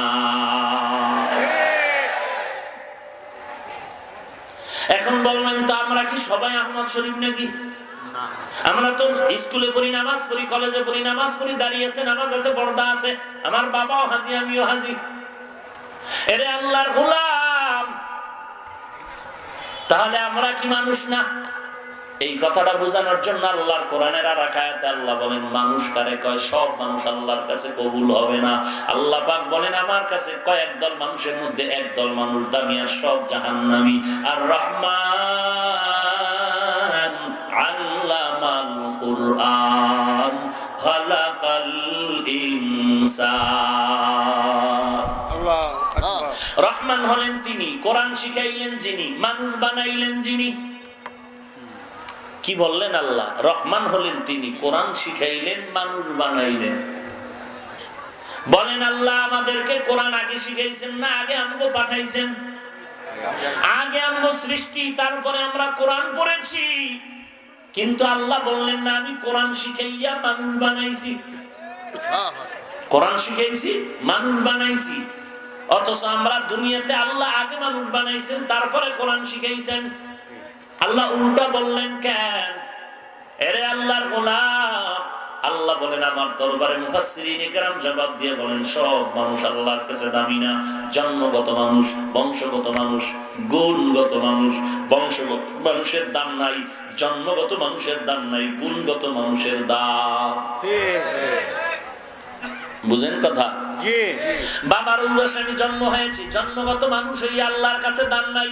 আদম নবীর বংশে আমি মানুষ, হিন্দু আদম নবীর বংশের, খ্রিস্টানেরা আদম নবীর বংশের, দাম আছে?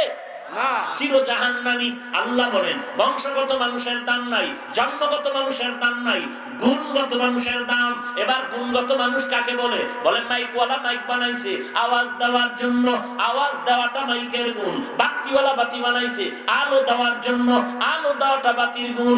আল্লাহ তাআলা বলেন এরে বান্দা, মাইকওয়ালা মাইক বানাইছে আওয়াজ দেওয়ার জন্য। আওয়াজ যদি না দেয় লাথি মেরে ফেলায় দা, এটা গুণের মাইক না।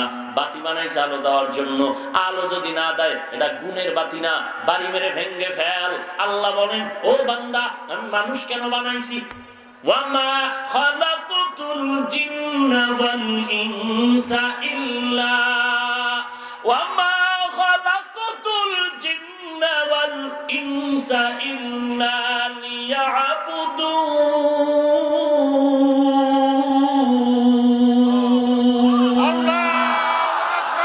মা খালাকুতুল জিন্না ওয়াল ইনসি বিখাজুজ ইবাদাত নিস্তে মাকসুদ আজ্জাহা। আল্লাহ বলেন, আমি মানুষ বানাইছি, জিন বানাইছি একমাত্র আমার ইবাদত করার জন্য। এই মাইক বানাইছি কি জন্য? আওয়াজের জন্য। আওয়াজ দেওয়া মাইকের গুণ। বাতি বানাইছে কি জন্য? আলো দেওয়া বাতির গুণ। মানুষ বানাইছি বিড়ি টানার জন্য। কিসের জন্য? ইবাদতের জন্য। তো ইবাদত করাটা মানুষের গুণ, ইবাদত করা মানুষের গুণ। তো ইবাদত কেমনে করবি? আল্লাহ ওদিকে ইঙ্গিত করে বলেন, গুণের মানুষ বানানোর জন্য আমি বললাম আল্লামাল কোরআন খালাকাল ইনসান। আগে কোরআন শিখাইলাম, তারপরে ইনসান বানাইলাম।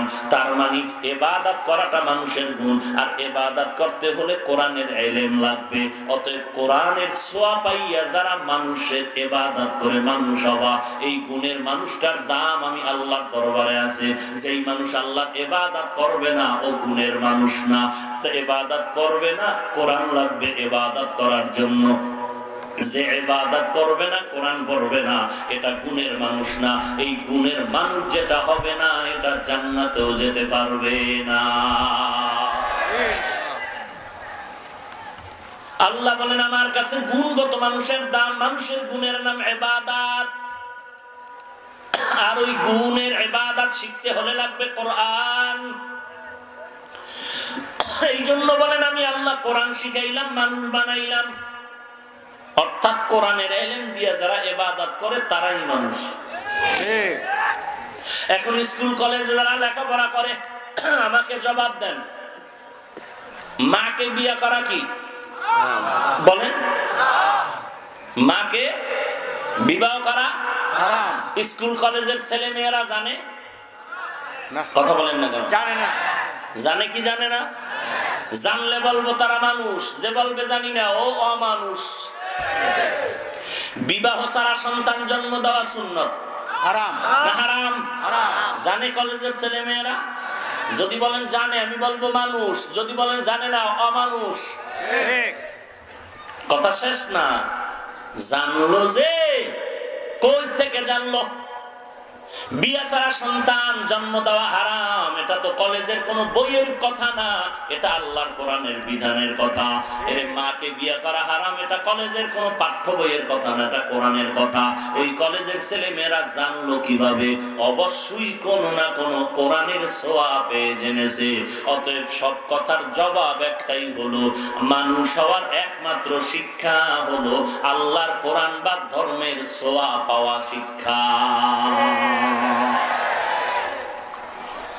স্কুল কলেজে পড়ানেওয়ালা ডাক্তার, নামাজি, দাড়িওয়ালা নাই? আপনি বলবেন সে অমানুষ? স্কুল কলেজে পড়ানেওয়ালা engineer, RAB, army, police, BDR, দাড়িওয়ালা, নামাজির অভাব নাই। এমনকি আর্মি, কোরআনের হাফেজ, রমজানে তারা তারাবি পড়ে। আর্মির ইমাম, হাফেজ তারাবি পড়ায়। বলবে না মানুষ? তাহলে কলেজ খারাপ বলা যাবে না, স্কুল খারাপ বলা যাবে না, চরিত্র খারাপ। তোর চরিত্র খারাপ, ভালো করে মনে রাখিস। হে যুবক, আখিরাতের লাইনেও যদি আগাও অথবা দুনিয়ার লাইনেও যদি আগাও রে যুবক, যদি সুনাম নিয়ে কবরে যাইতে চাও, মাটি তোর জন্য দোয়া করবে, তবে চরিত্রটা ভালো রাখিস। আর চরিত্র ভালো যদি রাখতে চাও, এই দেশের মধ্যে কত ওসি সাহেব, এসপি, মন্ত্রী, এমপি কত সুন্দর, দেখলে কলিজা ঠান্ডা, আলেমদের মহব্বত করে, মানুষের সাথে কোনোদিন গালাগালি করে না। আবার কত বান্দা আছে গালি ছাড়া সালামও দেয় না। আছে না নাই? এরে আল্লাহর বান্দা, ভালো করে শুনে নাও। এসপি, আর্মি, বিডিআর, দুনিয়ার লাইনে যে কোনো লাইনে ডাক্তার ডক্টর হয়ে যদি সুনাম অর্জন করে কবরে যেতে চাও, এখন থেকে রেডি হয়ে যা, চরিত্র ভালো রাখবি। আর ওই চরিত্র যদি ভালো রাখতে চাও, আমি পায়ে হাত রেখে দুইটা শর্ত করে দিব। 1 নম্বরে মোবাইল চালাবি না, 2 নম্বরে গাঞ্জাখোর বখাটে যুবকের বন্ধু বানাবি না।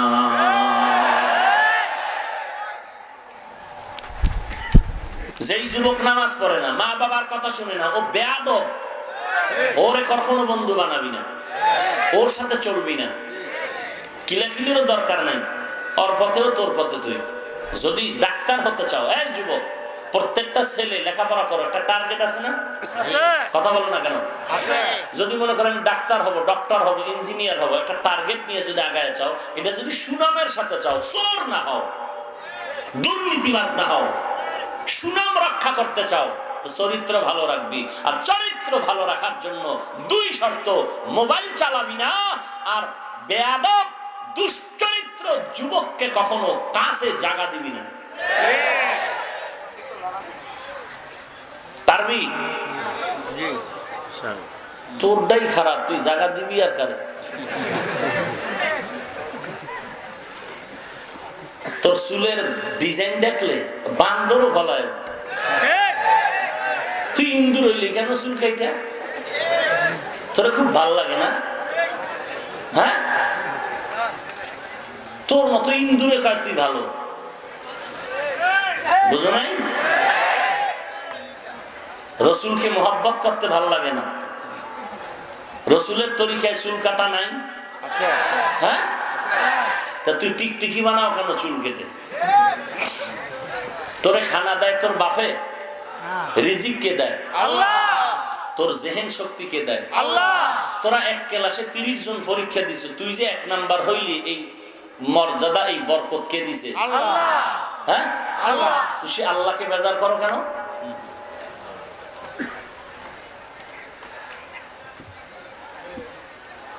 তোর ক্লাসে তোর মতো যুবক সভ্য, শান্ত, ভদ্র নাই? আছে। নাই? আছে। তুই আড্ডায় যাও, ও বেশি আড্ডায় যায় না। ওরে দেখবি ও ঘুরতেছে, কিন্তু একটা বই ওর হাতে আছে, কাগজ কলম আছে, ও একখানে বসছে, তোরা 3-4 জন আছে, ওই যুবকটা কিন্তু ফাঁকে ফাঁকে একটু পড়ে, তোদের কথার দিক কর্ণপাত কম দেয়। এক সময় দেখবি এই যুবক ফুটন্ত গোলাপ হয়ে যাবে বাংলাদেশ। তখন আফসোস করবি, কিরে রমনা পার্কে তো তুইও গেলি, আমরাও গেলাম, তুই এত আগায় গেলি কিভাবে? বলে তোর মতো বেদবি তো করি নাই, লেখাপড়াটা ঠিক মতো করেছে, জবান দিয়ে কাউকে একটা গালি দেয়নি। এই বেড়া, যেই ছেলেটা কলেজে ভালো, সব কলেজের শিক্ষক শিক্ষিকা হিন্দু, এরাও কয় ছেলেটা খুবই ভালো। মেয়েরা কি কয় জানো? এই খবরদার, ওরে ডিস্টার্ব করবি না, ও একটা ভদ্র ছেলে, ও আড্ডা মাড্ডায় যায় না, ও একটা ভালো, ওর সাথে কোনো তামাশা নেই, চল আমরা আড্ডায় যাই। মেয়েরাও ওকে ভালো সাপোর্ট দেয়, এখান থেকেই ওর সুনাম শুরু। আর এই দুনিয়ার মানুষের ভালোবাসা যখন আসতে থাকে, নিয়ে যখন ভালোর দিকে আগায়, তখন আল্লাহর ভালোবাসা শুরু করে। বাদ দে আমাকে হুজুরের গোষ্ঠী, বাদ দে, তোদের লাইনের তার উদাহরণ দিয়ে শুনাইতেছি। তোদের লাইনে, তোর ক্লাসের ছাত্র, একটা কলেজ স্কুল নাই যেখানে ছাত্র ছাত্রীদের নামাজের স্থান নাই, আছে না? আছে। এক কলেজে সেদিন গেলাম, লেখা আছে মেয়েদের নামাজের কক্ষ, আর এক জায়গায় লেখা আছে ছেলেদের নামাজের কক্ষ। কত সুন্দর! অথচ এরপরে তুই মুসলমানের বাচ্চা হয় নামাজ পড়ো না। সবাই যদি বেনামাজি হইতি, তাও তো বোঝানো যাইতো। কিয়ামতের দিন তো তোরে কানে ধরে আল্লাহ জিজ্ঞাসা করবে, তোর কলেজের ছাত্র আর একটা তো নামাজ ছাড়ে নাই, তুই ছাড়লি কেন রে বেঈমান?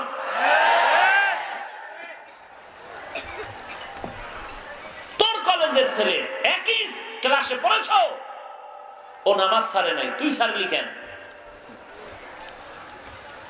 কয়দিন আর বাহাদুরি করবি? মেট্রিক পাস করবি এই গ্যারান্টি আছে? দেখো না তোর সামনে কত যুবক চলে যাইতেছে, কত তাজা তাজা যুবক চলে যাচ্ছে। কিসের বাহাদুরি করো? এরপর মানুষের একটু শখ থাকে, তো শখ, আহা সিনেমায় যাইতে পারলাম না, কি না জানি মধু হ্যাঁ মাছ গেছো তো, এইবার ফের শখ একবার ছিল গেছো, এবার তওবা কর। হ্যাঁ পার্কে জানি কি মধু, ফাঁকে ফাঁকে দুই একটা চক্কর দিছো, এবার তওবা কর, যেন আর জানি না, আজকে থেকে ভালো হয়ে যাবে। আমি দুনিয়াতেও যদি কিছু করি, আমি সুনামের সাথে আদর্শ কায়েম করতে চাই, আমাকে দেখে জানো হাজার ছেলে মেয়েরা আমার পক্ষে স্লোগান দেয়। বড় আফসোস, আহা কত যুবক ছেলে বিপদে পড়লে অনেকে খুশি হয়, ক্লাসের বন্ধু বান্ধবীরা কি হয়, খুশি হয়, জোর একটা বিপদ গেছে।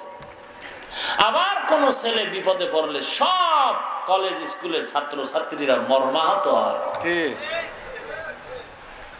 সবাই ব্যথিত হয়। তোর মতো আড্ডাবাজ নয়, ওর চরিত্র দিয়ে ভালো হয়েছে, আর ওর চরিত্র ভালো হওয়ার পেছনে শুধু ওর ব্যক্তিগত ত্যাগ না, ওর আব্বা আম্মা ভালো, এই জন্য ও ভালো।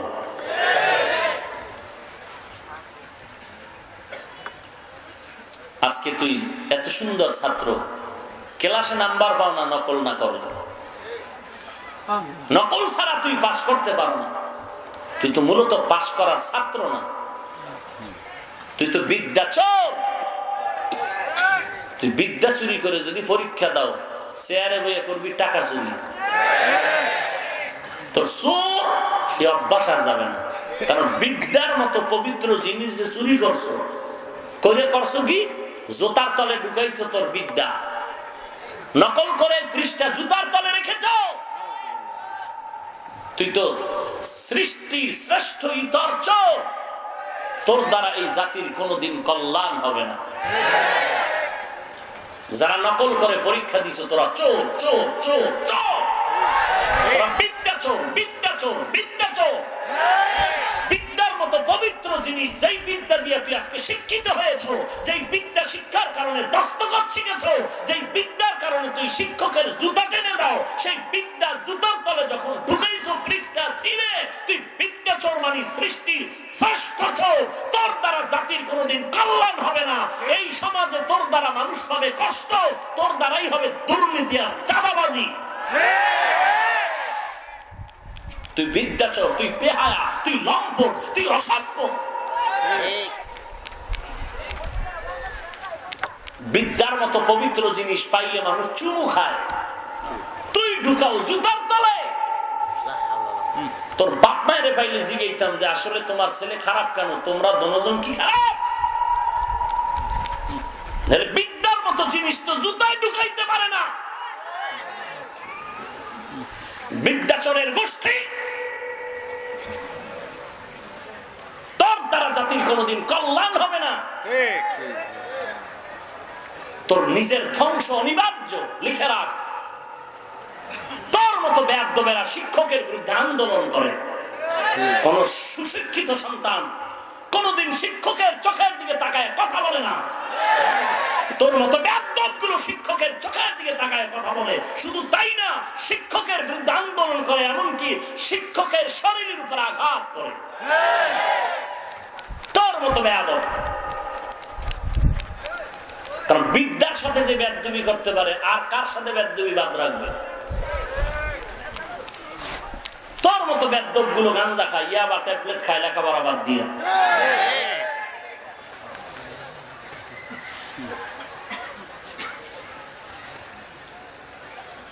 আল্লাহ হেদায়েত দান করুন। এতক্ষণ আলোচনায় কি বুঝাইতে পারলাম? কলেজ বন্ধ না, স্কুল বন্ধ না, থাকবে। আল্লাহ সবাইকে বুঝার তৌফিক দান করেন। ও যুবক, রাসূল যুবকদের জন্য অনেক দোয়া করছেন। কোন যুবক? গাঞ্জাখোর, ইয়াবাখোর, মদখোর? প্রশাসন, ওসি, ডিসি সাহেব, বিভিন্ন এমপি, বিভিন্ন চেয়ারম্যান সাহেবরা বারবার বারবার বারবার বক্তাদেরকে বলেন, হুজুর নেশার বিরুদ্ধে বয়ান করুন। আমরা বলি আগে মোবাইলের নেশা বন্ধ করুন, এটা বড় নেশা, এখান থেকে সব নেশার সাপ্লাই হয়, বুঝো না? ঢাকার ছেলে মোবাইলে তাস খেলে, জুয়া খেলে, কক্সবাজারের ছেলের সাথে মোবাইলে। জীবনে দেখি না, শুনছি, তোরা তো জানো, যারা খেলো জানো না? ঢাকার ছেলে মোবাইলে জুয়া খেলে কোথায়? কক্সবাজারের ছেলের সাথে। চরিত্র কোথায় চলে গেল? জীবন শেষ, যৌবন শেষ, চরিত্র শেষ, লেখাপড়াও শেষ। আল্লাহ সব ভাইকে হেদায়েত দান করুন। যারা আব্বা আম্মা হয়ে বসে আছেন এখানে, পর্দার আড়ালের মায়েরা, খুব খুশি হইয়েন না, কান ধরে টানলে মাথা এমনি চলে যাবে। সন্তান অন্যায় করলে বাপ মায় পুলিশে ধরেনি, ধরেনি, কিয়ামতেও ধরবো। এই হাজী সাহেব, 1000 দানার তসবিলে মসজিদের সিপার মধ্যে কি টানাটানি, আজানের আধা ঘন্টা আগে মসজিদে হাজির। কিও হাজী সাহেব, 1000 দানার তসবি, বলে আলহামদুলিল্লাহ। আজানের আধা ঘন্টা আগে কাম নাই, কি করুন? খানা খেয়েছেন? বলে টাইট খেয়েছে। কি দিয়ে খেয়েছেন? বলে কি দিয়ে দিয়ে না, চোখে যা দেখছি এত কি খাওয়া যায়? 13 রকম ভর্তা, 17 রকম সবজি, 14 রকম গরু, 15 রকম মাছ, গোস্তের গুষ্টি, মাছের গুষ্টি, 3 ভাগের 2 ভাগ ডাইনিং টেবিলে। এত করেন কি? বলে কিচ্ছু করি না, টোটো কোম্পানির হেডমাস্টার। এত রকম খানার আয়োজন, বলে ছেলে চাকরি করে আলহামদুলিল্লাহ। বেতন কত? কয় 20,000 এত রকম খানা? না, বামাতেও 30। এত কিছু খাইয়া হাজী সাহেব, ওই হারাম কামাই করা সন্তানের টাকার মাঝকে তুমি 1000 দানার তসবিহ টানতেছ, গলায় পাড়া দিয়ে হাসরের দিন হিসাব নিবে আমার আল্লাহ। মাস্তানি করো, কিয়ামতের ময়দানে প্রত্যেকটা সন্তান পিতামাতার বিরুদ্ধে মামলা দিবে আল্লাহর আদালতে। পালাবার কোন সুযোগ নাই। 13 বার হজ করছেন, নামাজ বাদ নাই, জিকির বাদ নাই, কিন্তু ছেলে মেয়ে যদি বিপদে পড়ে, প্রত্যেকটা মা আর বাবা আসামির কাঠগড়ায় দাঁড়িয়ে জবাব দিতে হবেই। জবাব না দিয়ে কদম বাড়ানোর সুযোগ নাই। ছেলে অন্যায় করলো কেন? এই মা বাবা জবাব দাও। তোমার ছেলে সুদ খাইলো কেন? জবাব দাও। তোমার ছেলে দাড়ি কাটলো কেন? জবাব দাও। তোমার ছেলে মেয়ে নামাজ পড়লো না কেন? জবাব দাও। প্রত্যেক মা বাবাকে জবাব দিতে হবে। এইবার সন্তানও আটকায় যাবে, মা বাবাও আটকায় যাবে। তবে সন্তান এখানে একটু ফ্যাসিলিটি পাবে কি? আল্লাহকে বলবে, আল্লাহ আব্বা আম্মার কারণেই সর্বনাশ হয়েছি। জীবনে ডক্টর ইউনূস সাহেবরে চিনতাম না, জানতাম না, বাপে চিনেছি। গ্রামীণ ব্যাংকের চিপা চাপা জীবনে জানতাম না, আমার আব্বা শিখেছি। আমার মা আমাকে গুনাহের পথে বাধা দেয়নি, আমি উল্টা পাল্টা লাইনে চলছি। আব্বাই জানে না, মায় জানতো আমার হক কালেকশন আছে মুখ মাইয়ার লগে। মা আমাকে বাধা দেয়নি, এমনকি আব্বা দিয়েও বাধা দেওয়ায়নি। ও আল্লাহ, তাহলে আব্বা আম্মার কারণেই তো আমি বেশিটা খারাপ হয়েছে। বাকি আমারও দোষ আছে। আমাকে বিবেক দিয়েছো, আমি বিবেকটাকে সঠিক পথে খরচ করিনি। আল্লাহ কাছে তোরও ফিডা। সন্তান বলবে, আল্লাহ ঠিক আছে ফিডা দাও, তবে আল্লাহ আমার আবদার, রব্বানা আতিহিম যিফাইনি মিনাল আযাব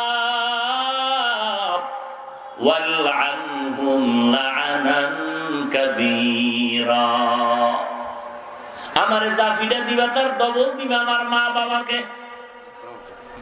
আমাকে যে শাস্তি দিবা তার ডবল দিবা মা বাবাকে। আল্লাহ মঞ্জুর করে নিবেন। এ যুবক, পায়ে হাত রেখে বলছি, বাবা তোমার মতো যুবক স্কুল কলেজে পড়ে, চাকরি করে, ব্যবসা করে, হারাম খায় না, নামাজ ছাড়ে না। তুমি আর কয়েকদিন বাহাদুরি করবা? আল্লাহর দরবারে তওবা করো, কান্না করো, মনটারে বুঝাও রে মন। আজকে তুমি টুপি পরলা না, নামাজ পড়ো না, আজকে তোমাকে পায়ে ধরে বলি, তারপর দিনের পথে চলতে চাও না। তোমারে পায়ে ধরে ধরে বলি, তারপরও তুমি টুপি মাথায় দিতে চাও না। আর আমাকে যদি কেউ কোটি কোটি টাকা দিয়ে বলে দাড়িটা ফেলে দাও, জিন্দেগি চলে যাবে, কোনোদিন দাড়ি কাটবো না, টুপি ছাড়বো না। তুই টুপি মাথায় দিতে চাও না, আর আমি টুপি মাথার থেকে ফেলতে চাই না। ব্যাপারটা কি? তুমি বলো টুপি মাথায় দিলে মাথা গরম হয়ে যায়, লম্বা জামা পরলে শরীর আটকায় যায়, দাড়ি রাখলে যৌবনের ভাব নষ্ট হয়ে যায়। বলো হে যুবক, আজকে তুমি দাড়ি টুপি না থাকার কারণে বলো তুমি কি আরামে আছো? আমরা দাড়ি টুপির কারণে তো আমগো কোনোটাই নষ্ট হয় নাই। আসলে তোমার অন্তরে শয়তানের ধোঁকা। পায়ে হাত রেখে বলি তওবা করো, মা বাবার খেদমত করো, আলেম ওলামার মুহাব্বত নিয়ে চলো, 5 ওয়াক্ত নামাজ পড়ো, চরিত্রটা ভালো করে আগায় যাও। নিজের অপরাধের কথা একটু স্মরণ করে মাওলার দরবারে বালিশে মাথা লাগায় একটু কান্না করিস। বালিশে যখন মাথা লাগায় রাতের বেলা ঘুমাও, বাতি নিভায়া দাও। এই ঠান্ডার ভিতরে ল্যাপ কম্বল গায়ে দিয়ে ঘুমাও। ঘুমের সময় আধা মিনিট চিন্তা করবি যে কত মানুষ ঘুমের ঘরেও তো মরে যায়, আমি যদি মরিয়া যাই তো আমার উপায় কি হবে? সকালবেলা আম্মা জান ডাক দিয়ে বলবে, বাবা ওঠ আর ঘুমাইস না। মা দরজায় ধাক্কা দিয়ে দেখবে দরজা খুলে না। 3 বার ধাক্কা দেওয়ার পরে মায়ের অন্তরে ধোঁকা আসবে, না জানি কি হয়েছে। মা যখন আইসে তোর মাথায় হাত দিয়ে দেখবে পুরো বডিটা শক্ত, বরফের মতো ঠান্ডা। তোর মা একটা চিৎকার দিয়া বলবে, কে কোথায় আছো? আয় আয়, আমার বাবা দুনিয়াতে জিন্দা নাই। মা পাগলনির মতো চিৎকারের আওয়াজ। বাবা কান্না করবে, তোর ভাই বোনেরা কাঁদবে। কেউ যাবে বাঁশ বাগানে বাঁশ কাটার জন্য, কেউ কবর খনন করার জন্য, কেউ যাবে ইমাম সাহেবের জানাজার খবর দেওয়ার জন্য, কেউ যাবে বাবা বাজারে কাপড় আনার জন্য, কেউ যাবে গরম পানি করে চিরতরে গোসল দেওয়ার জন্য। এ যুবক, কোন জবানে আওয়াজ নাই, স্বপ্নের মতো সব। জানাজা পড়ায় মা বলবে, একবারের মতো শেষবারের মতো আমার বাবার চেহারাটা দেখায় নাও। মা ধরে রাখবে, ছাড়তে চায় না, বলে মা তুমি ছেড়ে দাও, আর রাখা যাবে না। মা জানালা দিয়া তাকায় তাকায় কাঁদবে, আর বলবে, তোরে আমি পেটে রাখতে কত রাত্র ঘুমাইতে পারি না, খাইতে পারি না। ওরে সন্তান, আজকে তুই আমারে কাঁদায় কবরে গেলি, আর ওই কবরে যাওয়ার পর যদি ফেরেশতা আসবে 3টা প্রশ্ন করার জন্য, যদি জবাব দিতে পারো আলহামদুলিল্লাহ, কবর হবে জান্নাত। সুবহানাল্লাহ। আর যদি গুনাহগার হইয়া কবরে যাও, জবাব যদি দিতে না পারো, আমার আল্লাহর অর্ডার হয়ে যাবে, আরে ফেরেশতা কবরটা জাহান্নামের আগুনে ভরে দাও। ওদিকে কবরের 2 পাশের মাটির চাপ, পাঁজরের হাড় একদিকের হাড় আর একদিকের মধ্যে ঢুকে যাও। একটা নয়, দুটো নয়, 70 থেকে 99টা সাপ কবর ভরে যাও। সাপ কামড়াবে আর কথা বলবে, আল্লাহর অর্ডার হয়েছে তোকে আঘাত করার জন্য, নিষেধ না করলে আর থামাথামি হবে না। এই কবরের আযাব নবী বলেন সব মাখলুকাতেরা দেখে, কিন্তু মানুষ আর জিনেরা দেখে না। এই কারণে দেখা যায় অনেক কবরস্থানে গরু ঘর, গরু চিৎকার করে রশি সিরিয়া পালায় যায়, কেউ মরে যায়। আলেম ওলামারা এসে বলে, কি ব্যাপার? বলে কবরের আযাব গরু দেখছে, সহ্য করতে পারে না। মাঝে মাঝে দেখবেন কুকুরেরা কবরের দিয়ে তাকায় ঘেউ ঘেউ করে কান্না করে রাতের বেলা। ওরা কিন্তু কবরের আযাব দেখে, সহ্য করতে পারে না। এরে নবীর উম্মতের দল, রাহমাতুল লিল আলামিন জান্নাতুল বাকি কবরস্থানে ঘুরে ঘুরে দেখেন আর দোয়া করেন। হঠাৎ দেখে একটা যুবকের কবরের মধ্যে আগুন জ্বলতেছে। আমার নবী জানতে চাইলেন আল্লাহ কোন যুবক বাড়ি কই, তার মা কি অবস্থা, বলে কেন আযাব? আল্লাহ জানায় দিলেন ও পয়গম্বর, ও মায়ের অন্তরে কষ্ট দেওয়ার কারণে কবরে আযাব। নবী খুঁজে বের করলেন ওর মা কোথায়, বলে হ্যাঁ আছে। সাহাবী তাড়াতাড়ি খবর দাও, ওর মাকে মাফ করে দিতে বলো। মা খবর পেয়ে বলে না না, আমি সন্তানের মাফ করব না। নবী বললেন আমার কাছে নিয়ে আসো। আনার পরে নবী বললেন ও মা, সন্তানের মাফ করে দাও, কবরের আযাব সন্তান সহ্য করতে পারে না। মা কয় না না নবী, আমার সন্তানের আমি আর ক্ষমা করব না। কেন, এত কি অন্যায় করেছে? মা কান্না করে বলে সন্তান একদিন আমার সাথে তর্কে জড়াইয়া এমন একটা ইট আমার মাথার মধ্যে মেরেছে, আমি রাস্তায় পড়ে গেলাম, রক্তক্ষরণ হচ্ছিল। আমার ওই দুঃখ আমি ভুলতে পারি না। নবী বলেন ও সাহাবায়ে কেরাম, যুবকের উঠাও, আমি নিজের মায়ের সামনে আগুনে জ্বালাবো। যখন আগুনের উপকরণ রেডি করা হলো, তখন আগুন দেখিয়া মা চিল্লায় কান্দে আর কয় নবী আমার সন্তানের জ্বালাইয়েন না। যত কষ্ট আমার অন্তরে থাকুক না কেন, সন্তানের কষ্ট আমি মা কখনো সহ্য করতে পারবো না। ও নবী আপনি সাক্ষী, আমি আমার সন্তানের মাফ করে দিল। আমার নবী দেখতেছেন এখন কবরে আযাব নাই, কবর জান্নাতের বাগান হয়ে গেল। এরে যুবক আল্লাহর গোলাম, একটু মনে বুঝা যে আমার মতো যুবক স্কুল কলেজে পড়িয়াও যদি নামাজ পড়ে আমি কেন পারবো না? আমার মতো যুবক ড্রাইভারি করে, কৃষি কাজ করে, নামাজ পড়ে, আমি কেন পারবো না? আমার মতো যুবক ব্যবসা করে, 1 টাকাও হারাম খায় না, আমি কেন পারবো না? আমার মতো যুবক র্যাব আর্মি পুলিশ বিডিআর এর চাকরি করে, 1 ওয়াক্ত নামাজও বাদ দেয় না, আমি কেন পারবো না? এ আল্লাহর বান্দা, গুনার শাস্তি কি সহ্য করতে পারবি রে বাবা? একটু চিন্তা কর। কেউ যদি একটা বেতের বাড়ি আমার হাতে দেয়, আমি সহ্য করতে পারি না, ব্যথা করতে থাকে, ফুলতে থাকে। অথচ এই কবরের আযাব কেমনে সহ্য করবে রে যুবক ভাই? আল্লাহর আইন মতো, নবীর তরিকা মতো চললে তো লেখাপড়াও বন্ধ হবে না, খানা বন্ধ হবে না, ঘুম বন্ধ হবে না, ব্যবসা বন্ধ হবে না, চাকরিও নষ্ট হবে না। শুধু একটু জাহান্নামের ভয় অন্তরে ঢুকাও, আল্লাহর কাছে তৌফিক চাও। আল্লাহ মনে চায় নামাজ পড়তে, কিন্তু শয়তান ধোঁকা দেয়, তুমি তৌফিক দাও না, হয় পারবো না। আমি এই বিশাল ময়দানে তওবার নিয়ত করেছি, আর নামাজ ছাড়বো না, দাড়ি কাটবো না, বেপরদায় চলবো না, নবীর তরিকার বাইরে চলবো না, আলেম ওলামাদের বিরোধিতা করবো না, মা বাবার বিরুদ্ধে চলবো না, দেশের বিরুদ্ধে, জাতির বিরুদ্ধে কোনো ষড়যন্ত্র করবো না। ও আল্লাহ তুমি আমাকে তৌফিক দাও, আমি গুনাহ থেকে বাঁচার জন্য তওবা করতেছি। ও আল্লাহ তুমি আমাকে গুনার কারণে মাহরুম করিও না রে আল্লাহ। এই ময়দানে মনে হয় জানো আমার মতো গুনাহগার বান্দা আর কেউ নাই। এই ময়দানে মনে হয় আমার মতো গুনাহগার কেউ নাই রে যুবক।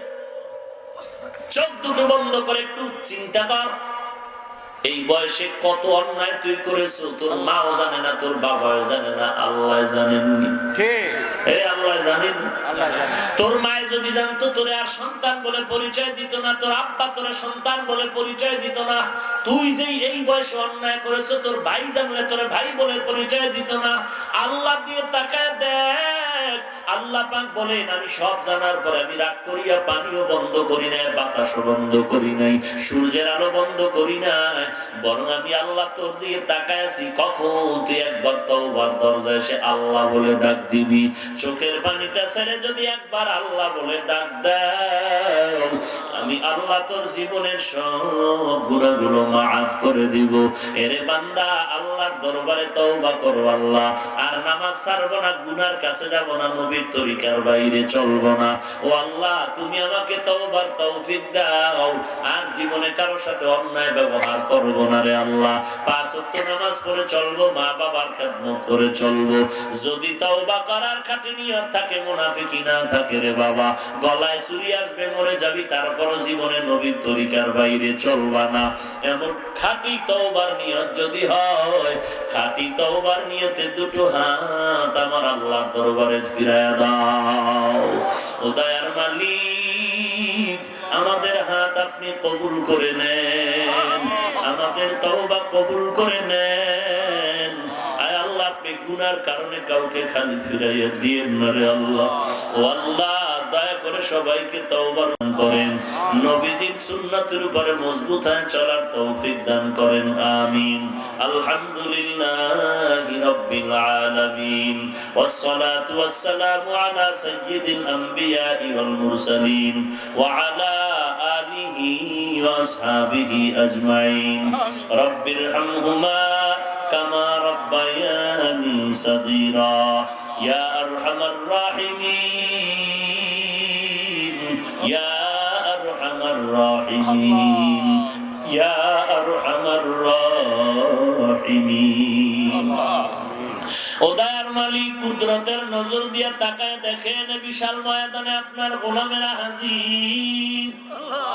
টাকার লোভে আসে নাই, খানার লোভে আসে নাই রে আল্লাহ। সবাই আমরা জাহান্নাম থেকে মুক্তি চাই রে মালিক। মেহেরবানি করে আমাদের জীবনের সব গুনাহগুলো মাফ করে দেন আল্লাহ। আজকের মাহফিল কবুল করে নেন। আলোচনার ভুল ত্রুটি ক্ষমা করে সহি তরিকায় আমল করার তৌফিক দান করেন। নবীজির মুহাব্বত আমাদেরকে কবুল করে নেন। আয় আল্লাহ, সকলের দিলের ন্যাক আশা পূরণ করে দেন। আয়োজনকারীদের কবুল করে নেন। আয় আল্লাহ, কাউকে গুনাহ অবস্থায় ময়দান থেকে ফিরাইয়া দিয়েন না। আমরা আপনার আদরের নবীর উম্মত, মেহেরবানি করে সবাইকে আপনি কবুল করে নেন। 5 ওয়াক্ত নামাজি বানায় দেন।